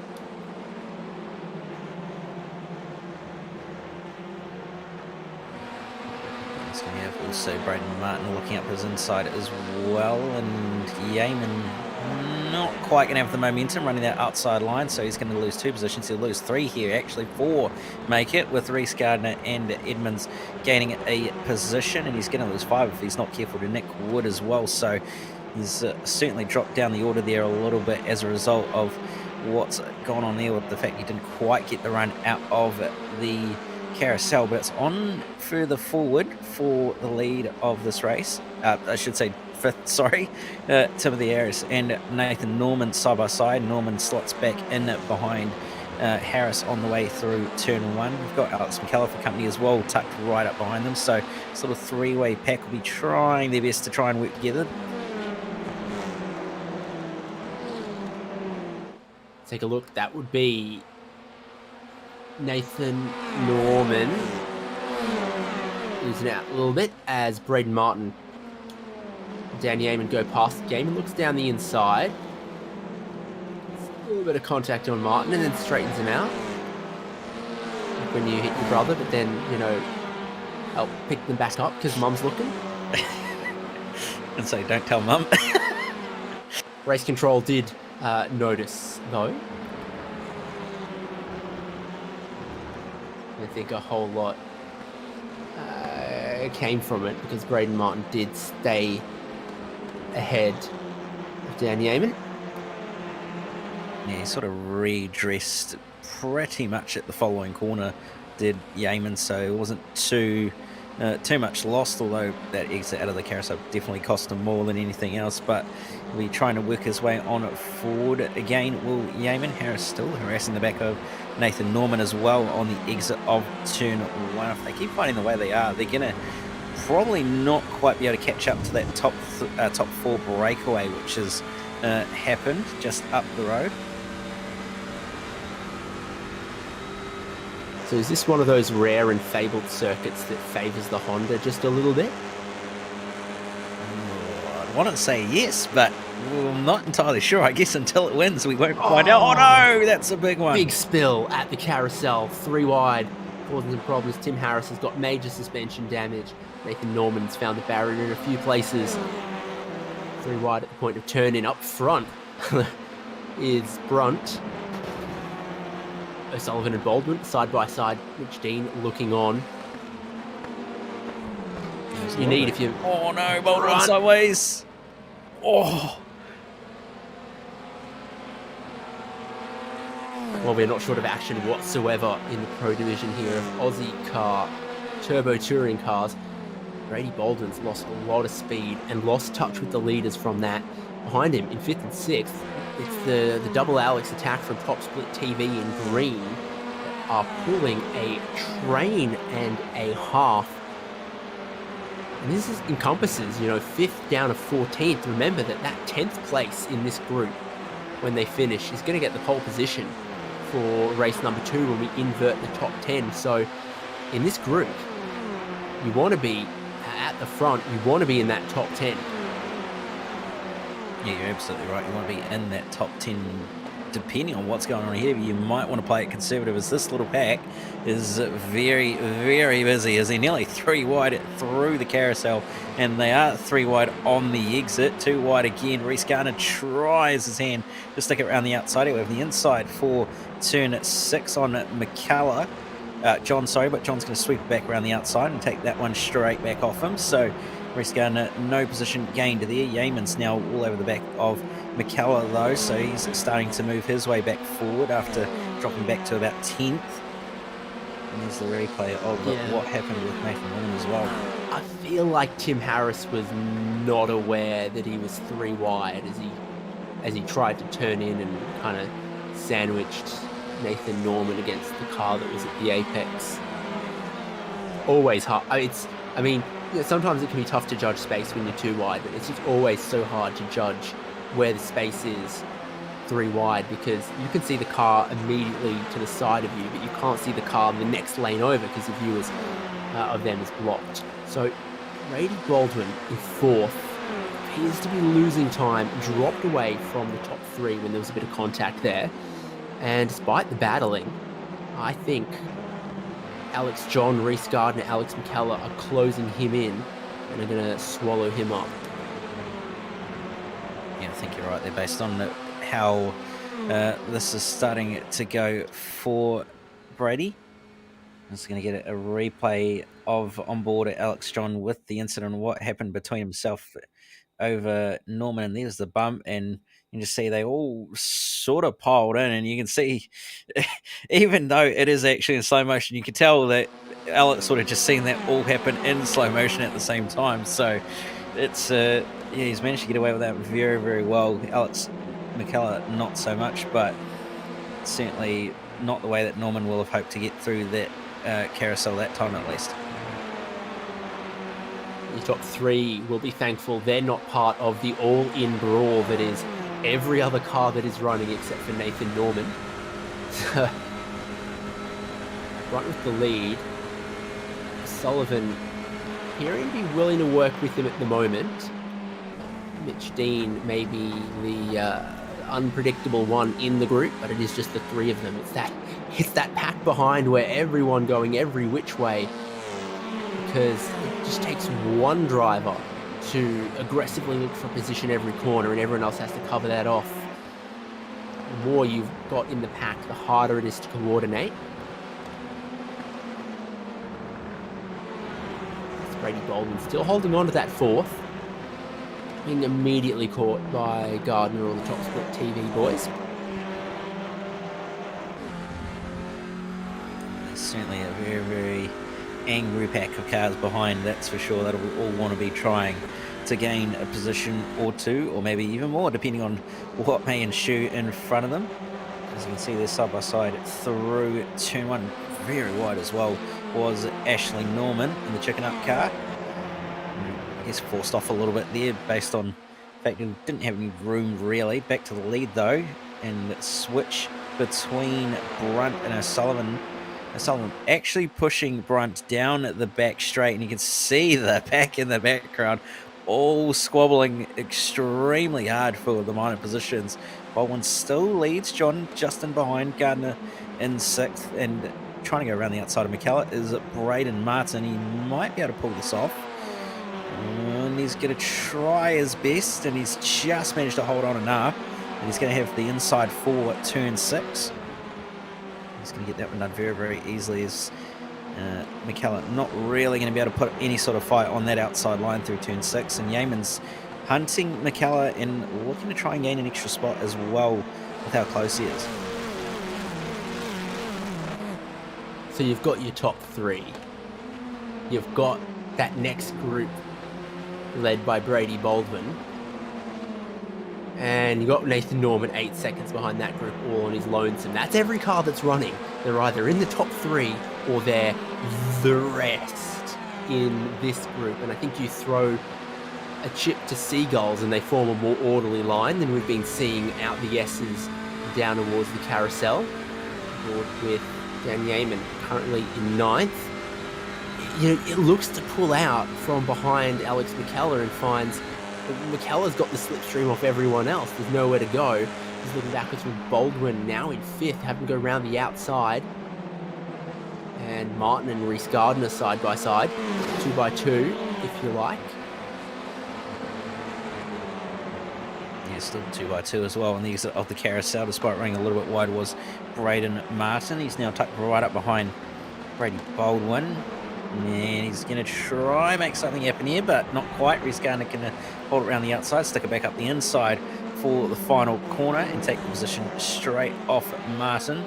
And see everybody trying to find a position on track, trying to find their own little bit of racetrack as well with the squabbling that is going on. Martin's on the inside of Gardner again on the way down towards turn 1, but Gardner's going to hold around the outside. He's going to be on the outside for the following corner as well. So, say Braden Martin's going to have this one in hand. Gardner trying to set up the run up the hill, which he's done very, very nicely. And I'd say Martin's probably not going to hold on to this position for much longer. And they have to remember that Yeaman and McKellar aren't too far behind as well. So Reese is going to want to try and be smart here. There's Baldwin just up in front as well, duking it out with Alex John.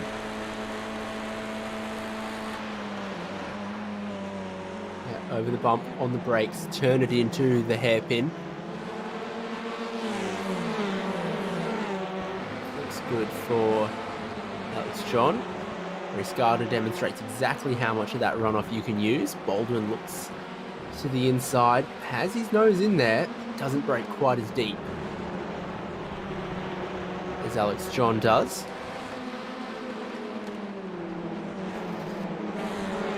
Getting held out wide. Ben Snell gets shoveled a little bit as Yeaman then looks to opportunise, which is not a word, into the final corner down the inside of Reece Gardner. Still leaves him down the inside for turn number 1, and he has to break a fair chunk earlier.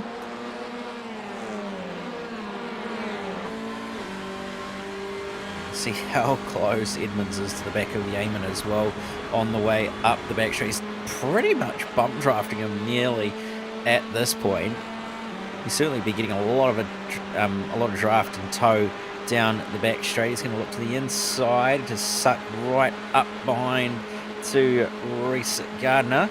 Yeaman going to be on the outside, and Edmonds doesn't quite force it 3 wide, but Yeaman going to continue to hold the outside as Edmonds and Gardner run a little bit too deep, and this might just hurt Yeaman's run on the way down towards turn 6. He's going to go right out to the grass on the way out of it, the carousel, and he's going to have the inside for turn 6. It's not quite going to be a pass though on it, Reece Gardner, and Gardner's just going to hold on to that for a little bit longer, and Edmonds going to stick it up the inside and possibly get this one off Yeaman as well. Pretty crazy stuff, and I can kind of see a possibility that could fracture this group, particularly around this 2 wide around Reece Gardner here. Snell, Australia's favourite malt beverage machine. 2 wide up through the S as he goes door to door. Jaden Edwards, and he almost make a little bit of contact there. Yeah, very, very close to getting up banging doors there on the way up. Yes, is very lucky not to Nick put it Wood in the coming wall. in clutch with the bump draft though. Yeah, and he looks to the outside. Braking and turning on the bump, kick the tail out for Ben Snell, but he manages to catch it and not lose much of any time. But another one of those really grab it by the scruff of the neck and drive it moments. Yeah, certainly had to wheel it there to keep the thing pointed in the right direction, but still pointing in the right direction. That is the main thing currently. Baldwin, though, continuing to have Alex John pressure the back of that Honda with 4 to go this time by. It's all a waiting game, I think, for a lot of these drivers. When do you decide to make the move? Do you make it in 2 laps? Do you make it in 1 lap? Or do you wait till the white flag? It's really going to be interesting to see what this train turns into on this final lap. Top 10 invert for the grid for the feature race means 10th place comes pole position, 9th place comes 2nd on the grid. Right now, that's Ben Snell and Dan Yeaman. That's why Jaden Edmonds and Nick Wood and Ashley Norman all want to get into this fight. After 2 pit stops, Dale Sharps limped his way back out on the track, but they want the race win in race number 1 up front. That's what's going on now. 2.5 laps to go. Ryan O'Sullivan, Matthew Brunt have led the bulk of the laps here. Mitch Dean's been with them, but not at the front. So what's he keeping to spring a surprise in the next group? Brady Baldwin in the fight of his life right here. Look at everyone lined up behind, knives sharpened, ready to come for the throne. Yeah, everybody wants a piece of the throne and a piece of the pie, and they're all ready to take it when they want it rather than when the other person wants it. So it's going to be a very fiercely fought battle between everybody in this battle pack for what's effectively going to be the pecking order for pole position, I guess, and those on the 2nd and 3rd row as well. So we'll see how it's all going to pan out. Right to the bumper of Reece Gardner goes Ben Snell in the Milo machine. He's going to look to the outside as Gardner goes defensive, tucked up behind Alex McKellar. And McKellar's going to stay defensive as well as 3 wide up front. It's not going to end well at all. Brady Baldwin somehow survives that. I think he almost got just a tiny tap on the Snell rear wide bumper there too from John and Martin. Yeah, Snell nearly gets the wrong side of the bowling gutter, and 10th place now still just belongs to him, but he's door to door with Jaden Edmonds. The white flag is going to fly on this one as they come out the final corner with the leaders Ryan O'Sullivan, Matthew Brunt, Mitch Dean. Dean Spring, a surprise. Who's going to come out trumps in the second pack, and who's going to get that coveted and potentially race important reverse grid pole? It's not going to be Dan Yeaman, because on the final lap, he is coming to pit entry. Up front, Ryan O'Sullivan, Matthew Brunt, Mitch Dean. Brunt just the right distance back to pick up an almighty slipstream up through the S's. Slingshot his way to the lead. Can he defend it from there? Where does O'Sullivan go? All the way to the inside. Good speed from Brunt. He's got an extra 6 kilometers an hour, but then the side draft comes into play. Dean could play Kingmaker here with the bump, but he doesn't. He stays out of it, and Brunt goes to the lead. Yeah, very, very nice move from Brunt, but O'Sullivan is not having any of it. Back to the secondary battle pack though, and it's 2 by 2 on the way through the carousel. Around the outside is going to go Braden Martin. Reese Gardner in there as well. He wants a piece of the pie for these final positions in the top 5. The lead is Ryan on. O'Sullivan wants a bit of the race when he goes around the outside of Matthew Brunt in the penultimate corner, down the inside of the final corner. The checkered flag waves and they finish in a not unpredictable order, but great fight on the final lap from Ryan O'Sullivan and Matthew Brunt with some clever strategy from Mitch Dean. Brady Baldwin is just going to hold on to his 4th, but it's all about who got inside the top 10 and who was on the outside looking in. Jaden Edmonds gets the reverse grid pole position for race number 2, and it's Nick Wood left wanting. Yeah, Nick just missing out at the line. It was very, very close between a lot of those drivers on the run to the line, and unfortunately Nick just coming up a little bit short, but there is your finishing order with some incredibly close gaps. Yep, those close gaps are Ryan O'Sullivan with the win, Matthew Brunt and Mitch Dean all within half a second, and then quick fire as they came across the line.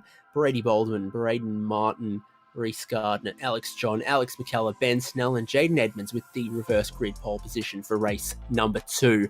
Right with them was Nick Wood, Ashley Norman, Tom Wilkinson, and then you had Nathan Norman, Dan Yeaman serving a drive-through on the final lap, and laps down for Dale Sharp, pretty well retired for Tim Harris, Marty Turner, Tim Corn.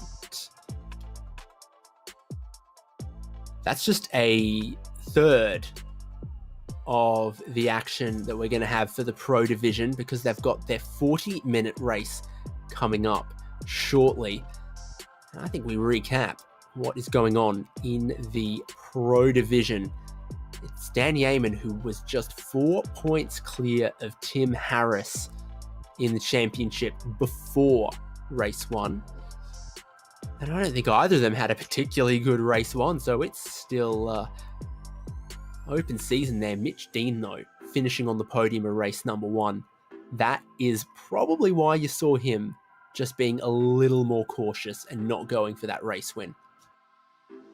Yeah, he certainly knows what's at stake in the championship hunt at the moment, and has made very, very solid gains on those around him as well with that finishing position that he had. So you're looking to try and build on that in race 2, whereas the likes of Yeaman and Harris and a few others that finished a little bit further back will be wanting to try and make up for it in race 2 after the result that race 1 has had. So very, very interesting championship implications all round. It's always really, really close. 3 minutes till they grid up for that race number 2. Once again, the same strategy as you saw earlier from the Pro-Am division. It's going to be 40 minutes. It's going to be a compulsory tyre change, and it will be an interesting grid after that top 10 inversion. Stick with us, because that is just minutes away.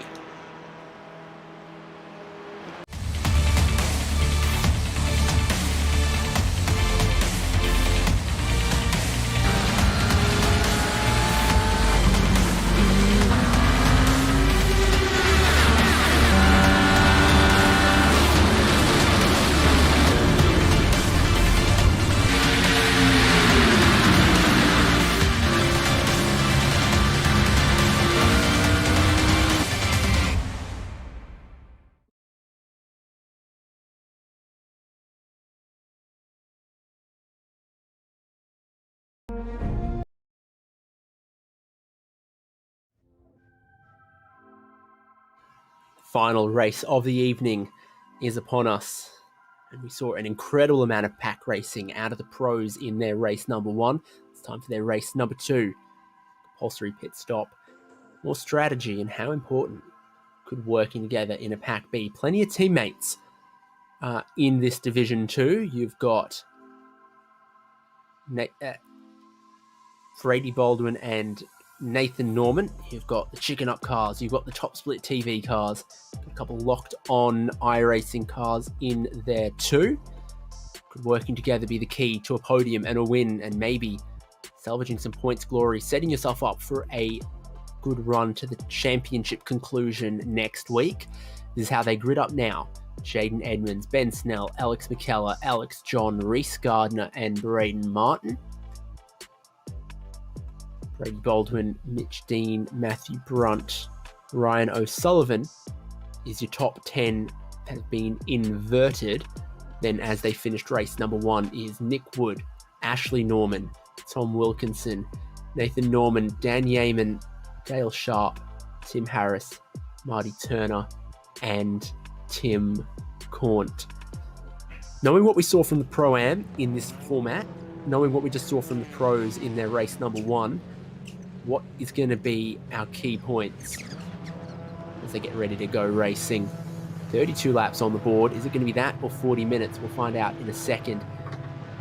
Ben Snell in the Audi on the outside line, getting a key launch like you'd expect. Also a great launch from Braden Martin. Can he shoot through into second? He's going to aim for the gap, 3 wide, and he's going to try. He's going to lean on Jaden Edmonds just a little bit as on the cold tyres around the outside.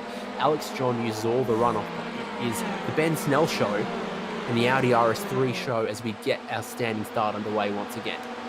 Yeah, Ben Snell's absolutely left the field for dead off that start. That Audi absolutely monstering the rest of the field on the standing start. So absolutely nothing else they could do. But Edmonds under attack from Martin here. He's looking up the inside. He's got Alex John for company on his rear tail as they're going to head towards the carousel for the first time. 2 wide to do in a few areas. No contact by the looks of it. So everybody's made it through in one piece. A couple running right out over it. The cones actually on the way on the exit. But so far, everybody's made it through. Looks like Jaden Edmonds is carrying one of those traffic cones. That's where you pick him up. Oh, Alex McKellar not having a good one whatsoever. Just got carried sideways 300 metres. Bride on a wedding night almost. But the lead changes as Martin goes down the inside with Ben Snell. The Audi's getting that great launch away. One person who didn't was Alex McKellar. And Dan Yeaman as well involved in that little mirror up with McKellar, as we'll see on the virtual racing school replay. This is the standing start and just wheel spin 4 days. You would have thought it was a burnout competition. In fact, some Nats with the burnout that top split car pulled there off the line. So McKellar not a great start at all into turn 1 and just gets absolutely swamped by the entire field as a result. And then see here, back to live pictures. It's on at the front. Snell trying as best as Edmonds takes out the cones once again. But Snell all over the back of that locked on car. Not going to decide to make a move at this time in a turn 6. He's just going to sit station and be a little bit patient. It's an Audi 1-2 as well at the front, with Alex Strong being the first non-Audi car on the podium. But here's a virtual racing school replay of what happened to McKellar. You got Tom Wilkinson in the drop bear motorsport car just in front, and I think McKellar might have had to check up, and as a result, Yeaman left with nowhere really to go, sadly, and just push him along like he's on ice skates, really. Like a shopping trolley with that one questionable wheel. Or when there's a slight angle to the car park and you've got so many groceries in the trolley that you've got to kind of face the nose up the hill anyway. 2 drivers have stopped super early in this one. They are Tim Harris and Tim Court. Bit of communication trying to happen between Braden Martin and Ben Snell. as they still lead the way here. Alex Johns caught them. Reese Gardner made some good moves early on in this one as well, and he sort of get down the inside of Jaden Edmonds about a lap ago at this point here, and he's closing in on the lead too. You've got Mitch Dean and Brady Baldwin side by side into the final sector. Dean picks that one off, or does he? I think Yeaman might have just flown off the road, or Wilkinson, one of the two in the background of there as well.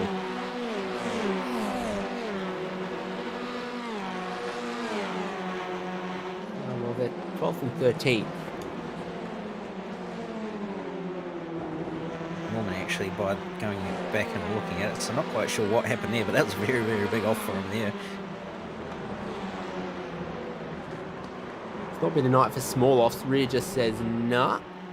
And he sort of gets sideways across the jump. Did he touch any of the grass on the turn in there?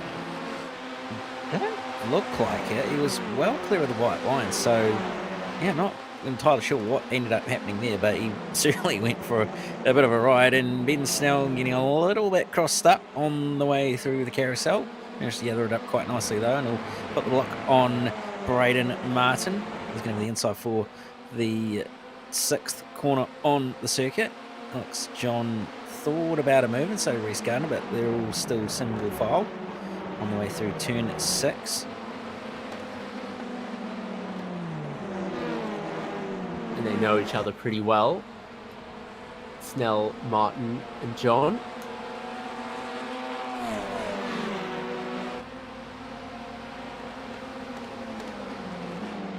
It sounds like they're putting out a radio message to try and work together. Martin. Sullivan. Oh, that's wide. Yeah, he has the rear kick out into turn number 1. And it's, you know, it's not just a mistake that costs him a little bit of time.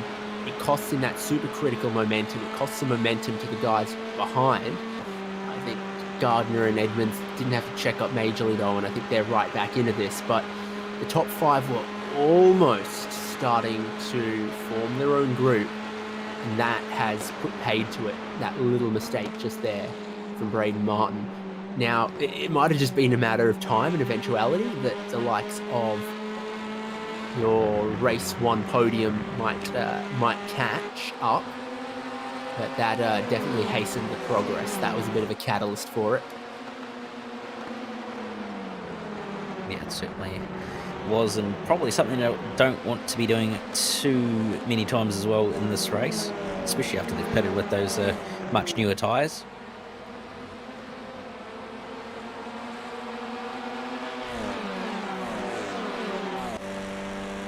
So it's officially a top 13 pack now. You look backwards from your race leader Ben Snell, and it's a busy shot. Up the hill they'll go. I mean, look at this from second here. They are almost all just pushing each other along. There is a bit more bump drafting happening in the pro split than some of the others. It's not a necessarily safe activity.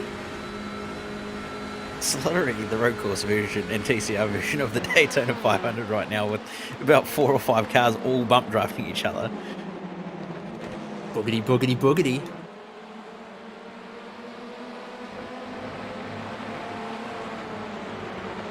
NASCAR-style spotter wouldn't go astray at times as well.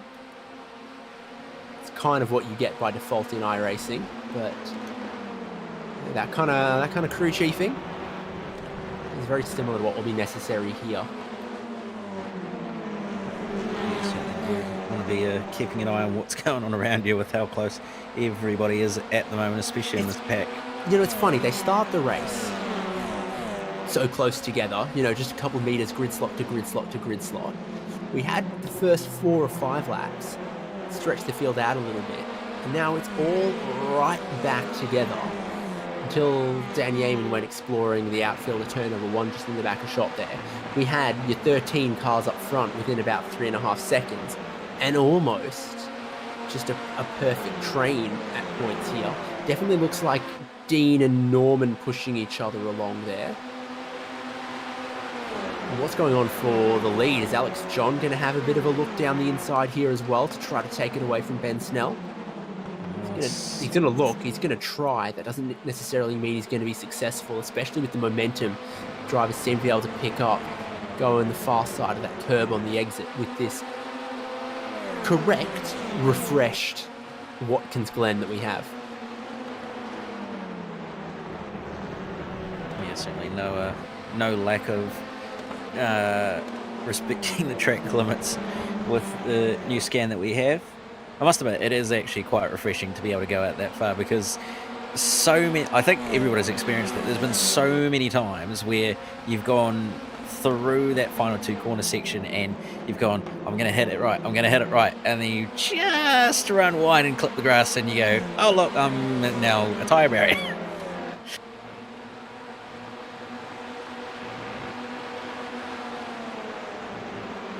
So there is surprisingly few big movers in this race so far. Ben Snell's up 1, Alex John's up 2, Reece Gardner's up 2. Your biggest mover is technically Marty Turner in 14th, who's up 4. So you're going to see them go side by side to the lead once again. In this pack, it's shared between O'Sullivan +3 and Ashley Norman +3. Ben Snell, hey, that rear anti-roll bar is stiff. It has to be based on the way that car is handling that bump into the carousel.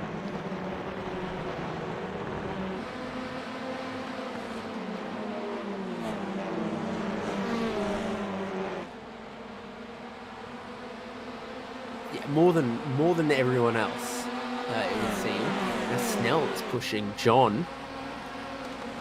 Interesting.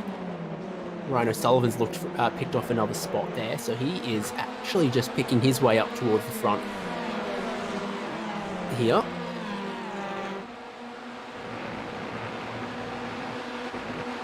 I'm actually kind of surprised O'Sullivan hasn't actually picked off more drivers, or I should say done it quicker, to be honest, because he's got some decent pace in that thing. And I mean, being at the front of race 1 was quite clear in that respect, but you would have thought he would have wanted to try and move forward a little bit quicker with where he stands in the championship, and the fact he wants to try and score some more points, as there's a little bit of rubbing and contact somewhere in that pack by the sounds of it, but everybody's managed to get away scot-free so far. So yeah, it's very, very fascinating. Although that said, I think a few drivers are just playing the long game here. There's no real need to rush with the fact it's a 40-minute race, so probably not a silly idea to just be patient, but also don't want to be waiting around too long, I don't think. Yeah, still pit stops to happen for just about everyone. Matthew Brunt. Interesting. You know, he was on that podium in race number 1, but making no progress from the reverse grid in race number 2. So that is very early. You remember you saw Brodie Shepherd really start to struggle on those tyres, even though this shouldn't be a high tyre wear circuit towards the end in the previous division. Yeah, bear in mind Brunt was sitting in about that 11th sort of position, just outside the top 10, so maybe just trying to mix it up, trying to get a bit of clean in, maybe knowing that he's getting held up, sitting in behind all those cars, and just wants to try and get some clean air so he can put out some very, very clean and consistent laps. He's away now, so he's going to get plenty of that clean air, but it's all going off at the front of this pack with Ben Snell and Alex John side by side on the way down towards turn 6. John squeezed out to the outside, and you can see the difference from backing out a little bit earlier, as well as Edmonds closed right up behind him. Yeah, Edmonds had a good run at them towards the penultimate corner, but not really a great place to pass. Not really a great need for him to do so. You can just hold that third for the moment. There is Brunt, was part of this leading pack, now all on his lonesome. Maybe keep an eye on his gap to the lead now to the next couple of laps. I don't see anything going on with this leading pack that says, oh yes, pit, get out of this pack, and you will gain magic, huge amounts of time. But you can never discount the breakdown of civility 2 wide, 3 deep, nearly 4 deep up front. Yeah, briefly, but they're going to resume their battle for the lead. This will be interesting to see what the lap time is compared to these guys versus what Brunt is doing on his own as well, because all the fighting going on up here surely is slowing these guys down compared to what Brunt would be doing, pushing at, I guess, 100% or 90% on his own. So it'll be fascinating to see what happens as O'Sullivan decides to peek out. And I think he got help there. I think there was just a little bit of contact. I think one car got real wide, bounced off the wall down about half a car width, and then helped O'Sullivan down another half a car width. He's still just picking away at them here, though. Very clever and methodical the way he got past Reese Gardner, setting him up through the final corner, through the carousel, cutting back and getting down the inside of the penultimate corner. Now he's got another one from Braden Martin. This is Martin's out a bit high in the wobbly stuff, and then tries to come down and just leans on O'Sullivan. Alex John nose in front, down the inside of the carousel, looking for the lead of the race. Ben Snell, again, massive speed around the outside. Yeah, the momentum of the outside line really paying dividends for Ben Snell there, and pretty much everybody that's used that line in the past 2 and 3 races we've seen in the Pro-Am and also this race so far, as everybody runs very wide through turn 6. Continues on through turn 7. Oh, that was a wall for Ben Snell.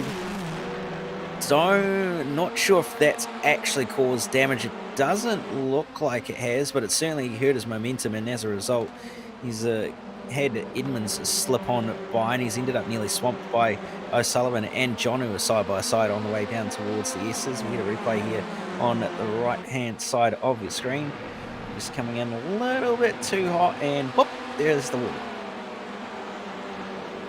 Again, it looks a lot like oval racing, where there's the rubbered-in section, you get up just half a car width into the grey, IndyCar at Texas, and the wall comes to meet you very, very quickly.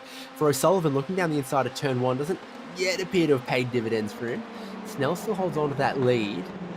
But Alex John now back into 4th, and Edmonds up into 2nd.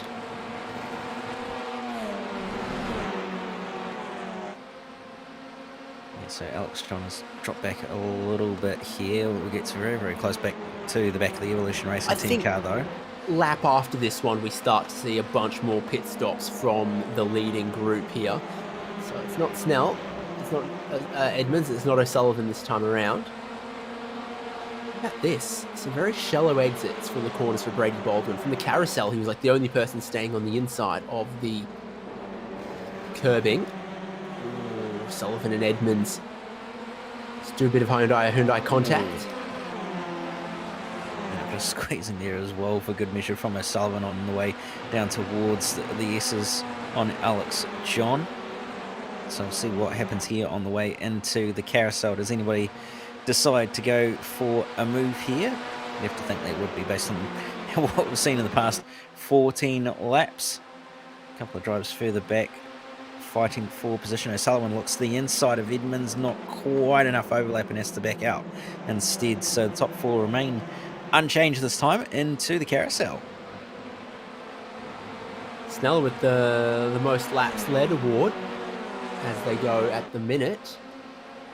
He's just going to keep himself ahead of Jaden Edmonds. My spidey sense says we're going to see a couple pit, particularly from that Reese Gardner back section.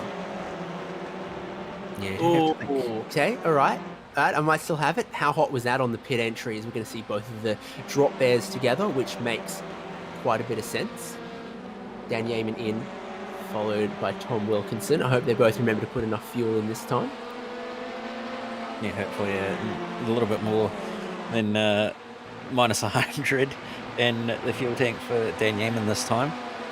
Not a bad strategy call to have both team car pits at the same time. The Locked On lads have actually done the same thing, and they're running their own little draft train at the moment. Matthew Brunt at 15.2 last time by. You compare that to the 15.4, 3, 4 that the leaders are running at the moment. He's got a slight advantage, not big, but he is at least keeping pace with the race leaders. So he's actually not doing too bad on his own in the clean air.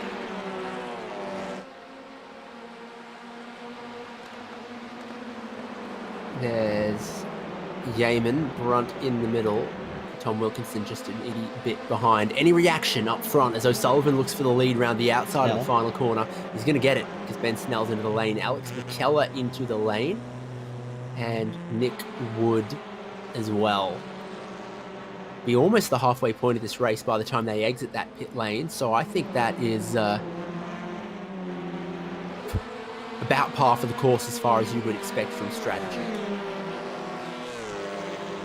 Halfway through the race, so they're gonna have equal tyre wear. Well, I don't know about equal tyre wear, but they're gonna at least give the tyres a chance to have some equal usage and I reckon wear.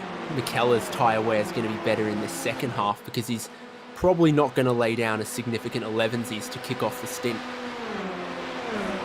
Yeah, he certainly won't be doing any burnouts on this second half of the race, so those front tyres will be probably treated a little bit better in terms of how much longer they're going to last. Not too bad of a stop from all those that pitted. Ben Snell comes out ahead of Alex Johnson.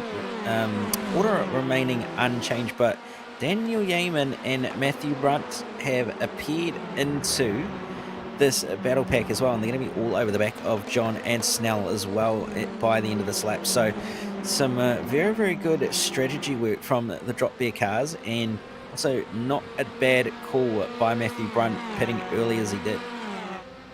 So O'Sullivan stays out, holds on to that race lead. Jaden Edmonds goes with him.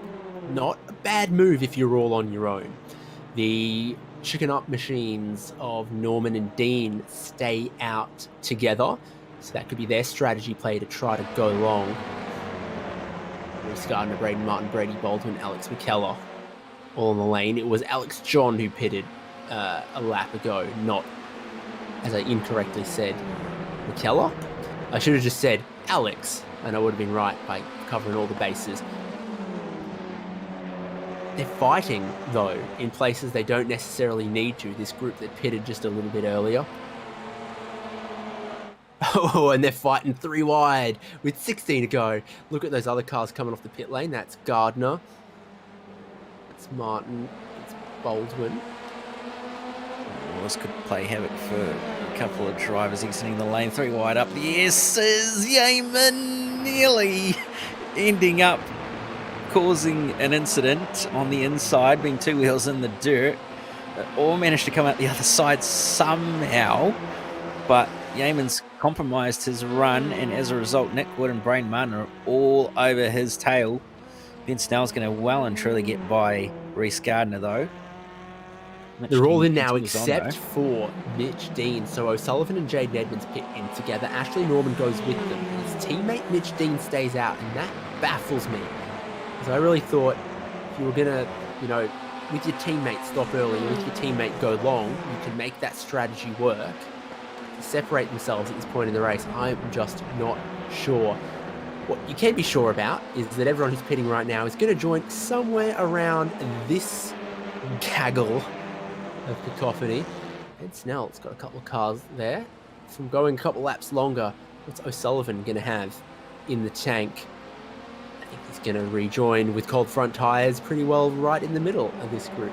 Essentially, or just ahead of it. He doesn't have the momentum up the hill towards the carousel, though. All the heat in the tyres for that matter, so he's going to end up being a little bit of a slippery boy up the hill, and as a result, there's going to be all sorts going on behind them. Mitch Dean is going to, Ashley Norman's going to end up coming out behind Daniel Yeaman. He's going to get swamped by Martin and Nick Wood as well, so quite a few positions lost there on the way down towards the carousel. 2 by 2, about 3 deep. Matthew Brunt's going to lead them with Daniel Yeaman following him on through Alex John. And then Reese Gardner is going to stay ahead of Nick Wood as well. It's all on between these guys currently. Dean, the last to pit, is going to have the best tyres at the end and hope that he can be part of this pack and make some moves late on when the tyres start to fade. Potentially for people like Matt Brunt or Dan Yeaman here.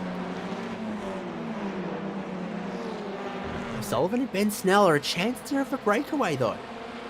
There's just a bit of space between themselves and Brunt. Which Dean is done with his service and rolling and will hope to be on the back of this train. I keep getting caught out by how much of a shortcut that pit exit is. Dean's not really going to have anything for them as well as... Oh, that's contact up the top for... And that's a Dean and Daytona Yeaman. 500 style block. Pretty much a similar situation to what we saw with the Pro-Am race as well, with the slower... Well, the driver with the cold tyres ending up coming out ahead of the driver with heat in his tyres and a head full of steam as well, ending up getting blocked. So Yeaman won't be too happy with how that's ended up panning out for him, and as a result, that top three nearly going to have a bit of a breakaway going. The minute he comes out of the pit lane, he's looking for this maneuver to chop in line, and there's nothing. Oh, He's very lucky, put it that way, that he didn't end up in the fence. I don't think there's anything. Oh no, what's going on? Sporting with that. Oh, The chicken up car is going to find the wall for Mitch Dean. Pretty hefty hit. Pretty square on with the side. So he might just get away with it, but a bit of help up there. So your top 12 all together once again in this group. Mitch Dean's going to get bullied to that 12th spot. But it's Ryan O'Sullivan leading. It's Ben Snell in second. Matt Brunt, the oldest tyres in the group, still running in third. His left-hand tyres are going to be a little bit green for Ben Snell as he tries to take his speed around the outside to the carousel. Look for the tail to come out a little bit. Yeah, I feel like Nostradamus. I still got it.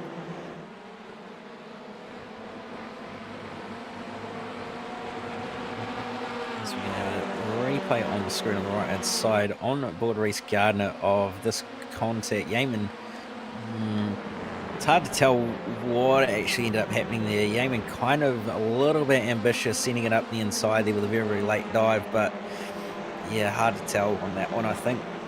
But I wouldn't be surprised if Race Control decide to call a redress for Yeaman there, as the chicken up car deciding to do a bit of lawn mowing there, try and be a bit of Shane Van Gisbergen down the front straight, Ashley Norman. Yeah, I thought it was Honda that made ride-on lawnmowers. So we might have the wrong one, but everyone has cleared their compulsory pit stop, has made their tyre change. We are in a 11-way, potentially 12-way fight for the race win. The final race of the night here on SimSpeed TV for Ozicar Turbo Touring Car Series. Big championship implications on the line as well, as this is the penultimate round. It sets up the state of play. Dan Yeaman was the championship leader coming in, but I dare say people like Ben Snell and was it Mitch Dean have made some pretty good progress with some consistency in this round as well. Yeah, you're absolutely right. It hasn't quite been the round that Yeaman would have hoped for, but it certainly has been for everybody else in the championship, that's for sure, with the way that their points have been collected in this last race, and also probably going to be in this race too if they keep going the way they are. As up the inside is going to go Dan Yeaman on Nick Wood. I did think that Alex Strong was possibly going to have a look as well, but didn't quite manage to pull it off in the end. Reese Gardner also having a side-by-side run up the Esters with the locked-on car of Braden Martin. And Reese actually going to lose 2 positions out of that as a result of the fact that Mitch Dean managed to squeeze it up the inside at the top. He's actually going to lose another one as well to Edmonds at the carousel.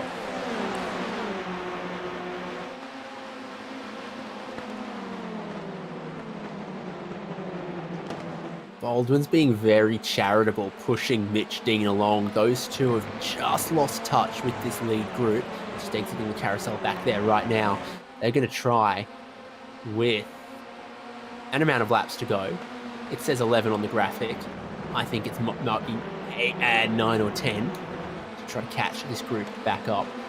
So O'Sullivan leads, Ben Snell in second. Brunt's tyres maybe just past their best there. See if he can still hold on for a podium with all of his wits and smarts. This is definitely the kind of race where you can strategize and racecraft your way out of not having the same grip as the guys around you.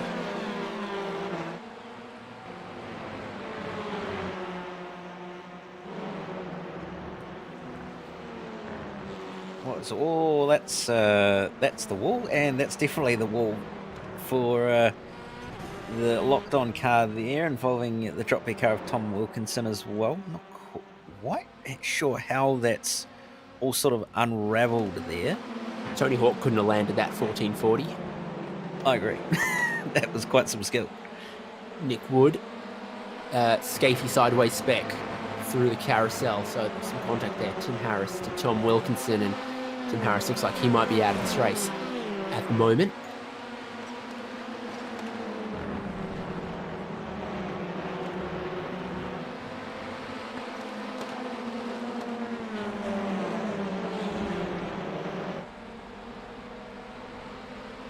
So this race, like the Pro-Am before it, will go time certain, not lap certain. Who's on board?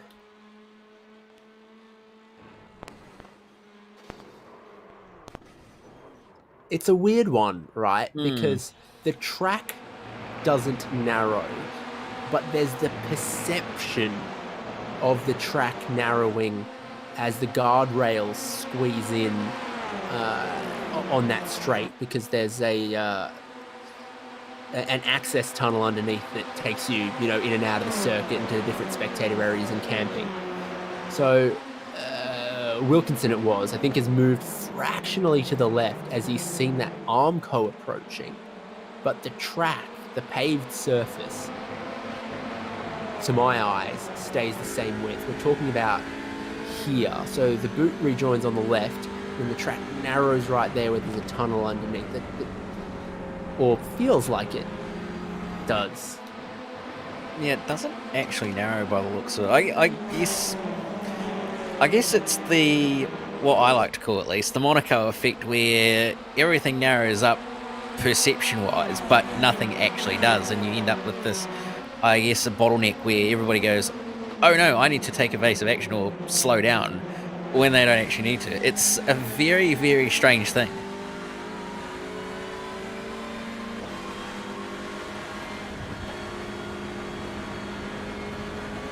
Either way, I'm not going to say, oh, Wilkinson's come across and turned him, because there's a lot more nuance to that.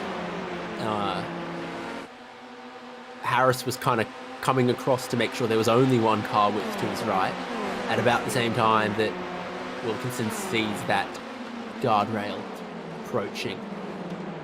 The end of this race is approaching. Ben Snell's gotten back to the lead. He might yet still be the driver with the most laps led.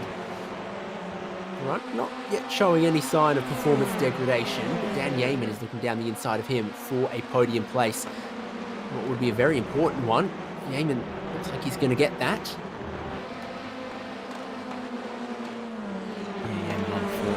Decent result at the moment, on for what's going to be at least a podium. Might even be a win if he keeps this up and can hold on to the back of the leaders at the moment, although he's got a very, very hard charging Brunt, and obviously a handful of other drivers who are in tow or looking to vie for that podium position as well. So you have to be a little bit smart here and drive using what's happening in his front windscreen, and also make sure he's covering what's happening in his mirrors as well, as the last thing he's going to want to do is leave himself vulnerable in any sort of way, as the leaders are going to be side by side on the way down towards carousel. Yeaman's going to tuck up behind O'Sullivan and give him a bit of a bump draft towards the carousel. Brunt's going to do the same thing to Ben Snell on the way down there, and Snell nearly going to get it around the outside, and he's going to have enough overlap that the momentum's going to be on his side this time. And with the inside four of the following corner and scrapping behind as well, very, very hard. And it brings me great pleasure to report the fastest cars on track last lap were Mitch Dean and Brady Bold, who've caught the pack right in time to be part of this fight to the end. It's when you're side by side for the race lead on the back straight, heading towards the carousel, that you realise who your real friends are and who bumps you in that time of need. Yeah, even it definitely goes back to the whole sort of Daytona and NASCAR, who are your friends and who aren't you? And then once you get to that last lap and that about 2 or 3 corners left, you pretty much, it's everybody, every man for himself pretty much. So it's going to be very, very fascinating to see who's going to bump draft who's going to work with who to try and help each other, and who's possibly going to leave the other one out to hang out and dry pretty much. So it's going to be very, very fascinating, but there's not long left in this race. There's only going to be a handful of laps based on the amount of time left. As you can see, nearly 3 wide in the background. Dan Yeaman pushing Ben Snell. He gets to the inside, only just in front of Ryan O'Sullivan on the way into the carousel, and Ben Snell was pretty much just left to hang out to dry there. He didn't even manage to hold around the outside at all, and he's actually lost 3 spots out of it as a result. Uncharacteristically, he couldn't make the car turn. He was trying to get it wound up and turned in. A lot of pucker moments everywhere through this group. Start of this lap, they were functionally 3 wide for turn 1. And then as they tried to all single file up through the S's, there were a couple of moments where they were just clear as they tried to, reverse parallel park into a tight spot. So Yeaman is scored the lap leader with 4 laps to go. Sullivan up in a second there. Ben Snell still in third, still with a chance. It's John to 4th, front then back to 5th.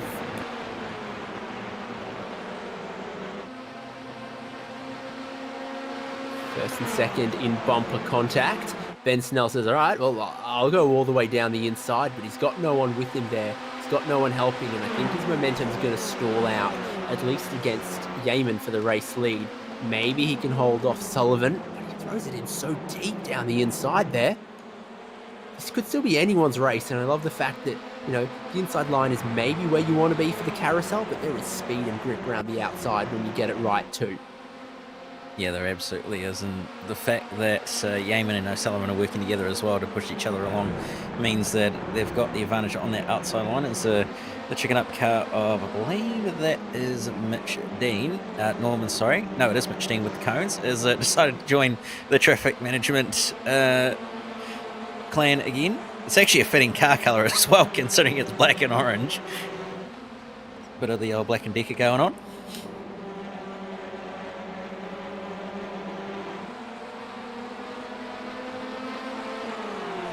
Managed to dispose of them, carry on racing. Nick Wood, just a little bit of door-to-door contact as they go up through the hill with Jaden Edmonds. Edmonds, with 3 laps to go, is trying to force a bit of an issue here. Same is happening for the lead of the race, and probably will do every single time till after that checkered flag. Snell holding on to the lead because it's the Hyundai side by side. Yeaman almost leaning a little bit on Sullivan there. Oh, what's happening behind? Oh, that's a huge one. Incident. Both of the chicken ups are out. They're all from 7th on back into the Armco, and there is debris everywhere. The race carries on. 2 to go. Ben Snell leads from Ryan O'Sullivan and Dan Yeaman, but that is a huge incident. Jaden Edmonds, Reese Gardner, Nick Wood, Ashley Norman. Oh, wow. I know we were more or less right-hand version of oval racing at Daytona here, but that was the big one. Okay, so they're 3 wide on the way in. Nick Wood, Edmonds, Braden Martin gets lucky, but that is Nick Wood, Jaden Edmonds, both into the Armco, both bounce back, and they pick up Baldwin, the 2 chicken ups. That's huge for Mitch Dean, who gained some ground in the championship in race 1 as well. Yeah, that was a very, very big incident. I'm not quite sure who it was. I think it might have been Mitch Dean, I think it was, since he was the second one. Might have even been Marty Turner, but whoever was the second chicken up car that piled in there got some serious airtime as a result of the impact with the wall there. So 1 lap to go or 2 laps to go as they get to the line here. There's a minute 28 on the clock, so we're going to get 2 more. Because they're doing 1 minute 15 laps with 15 seconds to the clear. O'Sullivan leads. We've got Ben Snell, we've got Dan Yamin, we've got Alex John. I think Brunt is just given up with those tyres because he hasn't been able to stay with the top 4 here. This is the big one. You've got Wood and Edmonds. Braden Martin is the last survivor. Nowhere to go for these guys. Oh, you need those blowover panels for TCR now. Yeah, you certainly do. That was a massive impact. And poor Reese Gardner, absolutely nowhere to go, but straight into a pretty much done chickened up car. So he's unfortunately had to DNF that one as a result of all that impact. But final lap, I believe. I think we're still waiting on the white flag. Don't think Barney waved it last time. Certainly don't think they're quite racing just yet, like there'd be 1 corner left. Thinking about how to set up for this final lap. There's Barney, there's white with no black squares on it. No checker. O'Sullivan with the inside, with the nose in front, with the lead, and this is where Yamin and John can play Kingmaker on the final lap. Snell tries to hold his ground around the outside, try to rejoin across the curb. Take it side by side up through the S's? Sure, why not? It's the final lap. That's what it's made for. Sullivan, I don't think can keep his foot in it with that aggressive move from Snell. Yamin would like to win. Oh, Yamin no. would really like to win. Oh, we're going to have a repeat. Sullivan's in the wall. Ben Snell helped him there. Dan Yaman's looking for the lead with assistance from Alex John. Cuts back across to defend the inside. Bumped by Snell. Oh, twice. Now this has gone from super speedway to short track racing as he tries to loosen him up, but still Yaman will hold on to it. Yaman's got 2 corners to try to hold on to this one. Now Alex John, the opportunist, looking for second here. Sullivan still going, so no real damage for O'Sullivan despite a pretty hefty whack onto the guardrail. Dan Yaman is going to be first to the line from what I can see. Will that race result stand? He'll be first to the line. The checkered flag is out. And Ben Snell, then Alex John, Ryan O'Sullivan, Brunt and Braden Martin in the top 6. Ben Snell, I don't know, is either a bit of a silly boy or he thinks he's won. Oh, Jesus. Alex McKellar late on the scene with a little bit of a how you doing, mate? Oh, that is a scene from on board there. That is unbelievable. And they're reckoned, but then he just picks up off the tyre barrier and just broadside, stationary in front. You can do nothing but pucker.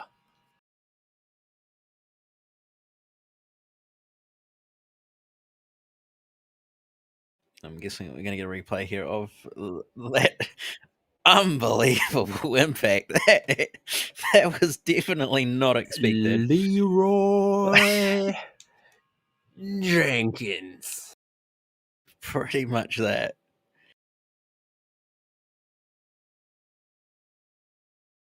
Just need the Jaws music. Dun it. Dun it. There it is. Da-da-da.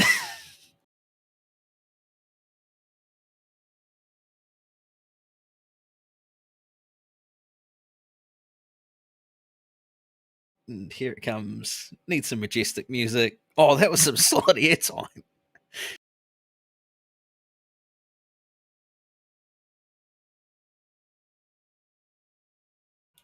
If anybody Spare wants tires. I was going to say. Tires. I was going to say if anybody wants some spare tires, they're at the back of the pit wall.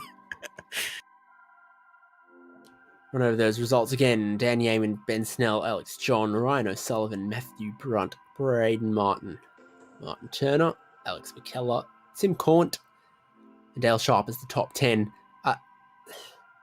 I don't think Dale Sharp's name was on my lips much at all in that race, but he sneaks into the top 10 because you knew some fireworks were going to go off. Yeah, absolutely. He snuck in, and there are pretty much all your retirees from the big one: Mitch Dean, Norman, Wood, Gardner, Edmonds, and Baldwin. And then you got Tim Harris and Nathan Norman being the final drivers to DNF after that early incident that they had. So that is the 19-car grid all finished, and what a race it was. About to say, are they all too busy to come say hi? They'll trickle in right now and next week for the championship decider. It's the Nürburgring Gesamtstrecke VLN layout, which differs. Well, it's the combined circuit, which is what Gesamtstrecke means, but not the 24-hour layout. It's the version with the arena and then the shortcut. So that's presumably got to be an endurance round. It will be a very challenging place to decide the championship. A 20-lap race would be a 2-lap race, were it not. So, Cam Dance, why don't you go grab someone? I think we'll grab Ben Snell, who finished second in that race. Ben, not too bad of a night for you, but an absolutely hectic finish to that second race. Oh, yeah, it was absolutely crazy. How you going, guys? Look, it was amazing to see how close these cars were together on time with how they achieved their speed so differently. Like, that Audi is an absolute rocket ship in a straight line. Just didn't turn. So it was like just shooting past people on the back straight and then getting swamped in the last sector. But unfortunately, a little bit of 3 wide at the end there, and Ryan got hip checked into the grass. But other than that, it was an absolutely epic battle. Now, obviously, this track, we didn't quite expect it, but it ended up being, it's very much a track that seems to promote a lot of pack racing. And obviously there was, at times, I don't think anyone really knew what was going to end up happening. Was there any point during the entire night where you felt something might happen here, or you might end up in a bit of a lottery? I think it was basically, as long as you could stay with the lead pack, you'd have a shot at it and just avoid dying. We had a couple times, like Braden and I had a little bit of a breakaway at the start of the race, and you just couldn't work together well enough, and everyone would just suck up back together in that lead pack. So it was just a matter of surviving to the end and being in that last little pack to have the battle for the win. Well, one more round in the championship, heading to the famous Nürburgring. Are you looking forward to it at all? I'm hoping I do better than I did last week in the skippies, to be honest. But yeah, no, I love Nords. Nords is such a fun track. So it's going to be, I don't think it's going to be the same style of racing tonight, definitely. You know, with all the pack racing, it's definitely going to spread out a little bit more. But yeah, like Nords is such a fun track to drive. It doesn't really matter if it spreads out a little bit. It's definitely going to be enjoyable. Well, before we let go, just any thanks and any shout-outs you want to give? Of course, you know, big shout out to the Milo guys, the Top Split guys, everybody in the Discord for having a chat. You know, we all came and supported Alex this week because he's been running on his lonesome a little bit lately. So yeah, it was good to have a race with those guys, and of course, big thanks to Ira for putting on the series and you guys for putting on the broadcast. Well, we have it. Reasonably happy Ben Snell and Keen on next week, and I believe you're standing by with our next interviewer, David. Yeah. Why not? Alex John. 7th race number 1 on the podium in, a tussle for the ages in that final race. Yeah, that was really interesting. Above expectation and a bit of a lottery towards the end. Just kept trying to pluck a car off here and there as the laps counted down, and survive as well, because it was pretty spicy, especially around the carousel. Pit strategy we're thinking, it could break up these packs. It could be the deciding factor. But in the end, you all just pile out of the pits right back into the same group you had before the halfway point, and it's battle on again. Yeah, pretty much. It seemed pretty quiet, or relatively quiet at the start of the race, the first stint, and we had maybe 2 or 3 quiet laps, and then it was all of a sudden, it was just like this huge pack of, I don't know how many cars there were. I couldn't concentrate on who was around me. There was just people everywhere, so it was intense work. And just quietly, Ben Snell, racing legend or dirty driver? A little bit of both. I don't know what you're talking about. Well, you score a podium right up there in that, hectic race number 2, 14, 15 cars in that leading pack for a long way. So congratulations. Yeah, cheers. It was really good fun and really good racing with all the guys. It was relatively clean from my perspective, so good night out. Awesome. Look forward to see you next Monday. No worries. Thanks, guys. Cam, we got one more. Yes, indeed we do. Race 2 winner, Daniel Yeaman. Not quite what you hoped for in Race 2. Might have needed a little bit more kickle juice, but certainly the Race 2 result you would have hoped for. Yeah, thanks, Cam. To explain what happened in Race 1, if it was caught on broadcast, I actually just did not fill the car up enough. I ran numbers roughly what we've been doing all season long, but this is a track where you're on the throttle 100%. I'd say a good 80+% of the time if you run the numbers. And yeah, just didn't account for it. So, and because it's such a short lap, you just did tick the laps over. So, complete mistake there on my behalf, and put myself in a spot where, yeah, completely ruined the first race result, and I had to do all the work from that almost back half of the pack for Race 2. Very fortunate, yeah, just to be able to started really in that second third of the race. Once I come into the pit stop, I started really getting a bit more aggressive. Still though, trying and keep the essentials there in terms of being alongside on the brakes, so that I've earned spot into the corners. A bit rough and tumble, but that's touring car racing. If anyone feels a bit aggrieved by what was happening, look, sorry. I'm just trying to hold a spot on track, which I'm sure everyone understands. That's what everyone was trying to do there towards the end. But yeah, just on that final lap, commit to the run around the outside, given that Ryan had already taken the inside line and Ben was sort of mid-track. And even though the grass came up, I got very fortunate that it was Alex behind who decided to bump me on the outside line. I was able to get across and cover the inside, and that more or less got the job done. But that Audi is a rocket ship once it got up to speed in a straight line, and on top of screwing up the final corner, that nearly made it the second place finish. But yeah, holding on, skin of the teeth, I'll take it all the same. Yeah, absolutely. Yeah, very, very dramatic night. Now, obviously, pack racing, probably the biggest point of the whole entire night with this track being so draft orientated, regardless of car. Was there any sort of plan in the second race, or the fact you started further back, or did you just kind of take it lap by lap and just figure that was going to be the best way to approach the race? In race 1, we saw a couple of guys get a chance to break away due to some earlier trouble, but that front pack, there wasn't a breakaway up front, so I felt relatively confident just to sort of take it out more on a lap by lap basis. I guess to feel out where the car was at as we were going, and just trying to sort of either push people along or just make decisive moves, because being that far back, I didn't want to stay there too long. I wanted to try and get myself inside the top 10 or thereabouts at least. And that's why I decided on that early piss off for good measure. I was also tracking the progress of Matt Brunt in the 134, given he gambled on the really early pit stops. So it's just sort of trying to balance that, like, do I keep pushing through the pack? Do I come into the pits? It turns out it was maybe about the right time to pit, but then didn't quite have the confidence coming straight out of the pits to then try and push past the guys once they started coming in and they were on completely cold tires. So yeah, just a little bit of all that there. But I think general principle there was sort of constantly having to keep sort of making decisions on the fly there, rather than sticking to a plan early on and committing to it throughout.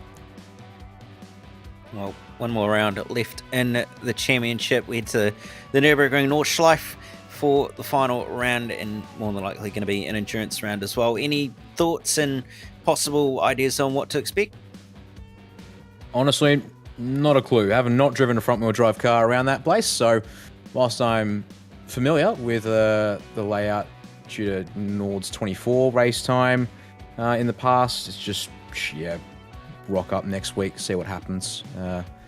Try and dial a car setup in to sort of balance out everything, and hope to start. Well, it's a track where I guess also there's a lot of draft opportunity, but there's also going to be a lot of those twisty parts. So probably try and make sure we do our best with the qualifying run and see where that takes us once the green flag flies. Well, before I let you go, just any thanks and any shout-outs you want to give? Yeah, to the boys at Drop MO Sport, big thanks to all of them for continuing to stay with us and support the team.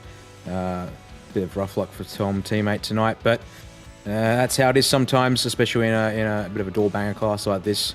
But to all the team partners and Coast Engineering Solutions, Sam Blacklock Media, Highbird Racing Simulations, and Revolution Rescue, big thanks to all of them for being on the car. Big thanks to Ira for continuing to run the series. I'm sure it's maybe a little bit demoralising seeing the numbers drop off, but it's still a quality field of driving. Just sort of got to keep the elbows out and get you and earn your places, but at the same time try and not be too crazy. But a little bit of that here and there, all the less. But nevertheless, and then to you guys at SimSpeed, big thanks for broadcasting the series. Look forward to having a watch back later on tonight. Well, thank you very much, and all the best for the final round of the championship. Well, David, we're pretty much at that point in the night where I think we might as well wrap it up and look forward to what's going to happen at the final round at Nürburgring. Yeah, I don't think the Glen disappointed across 4 races in 2 divisions, Pro-Am and Pro and Ozicar Turbo Touring Car Series. For both, it sets up an interesting championship decider next Monday night. You'll see it here on SimSpeed TV. Wherever you're watching across Facebook, Twitch, or YouTube, make sure you're following us to see that. And Ozicar F3 Short Sharp Cup kicking off on Thursday night as well. Big thanks go to Ozicar Prestige Trophy Badge and Engraving. We'll be engraving a champion's name on a trophy in 1 week's time. The Locked On iRacing podcast and Sim Racing Leagues make this series and this broadcast possible. I've been David Haynes, Cam Dance alongside me, Jay Kennedy with the cameras, replays and production. Look forward to seeing you next Monday night, and for everything else on SimSpeed TV. That's all from Watkins Glen though. See ya.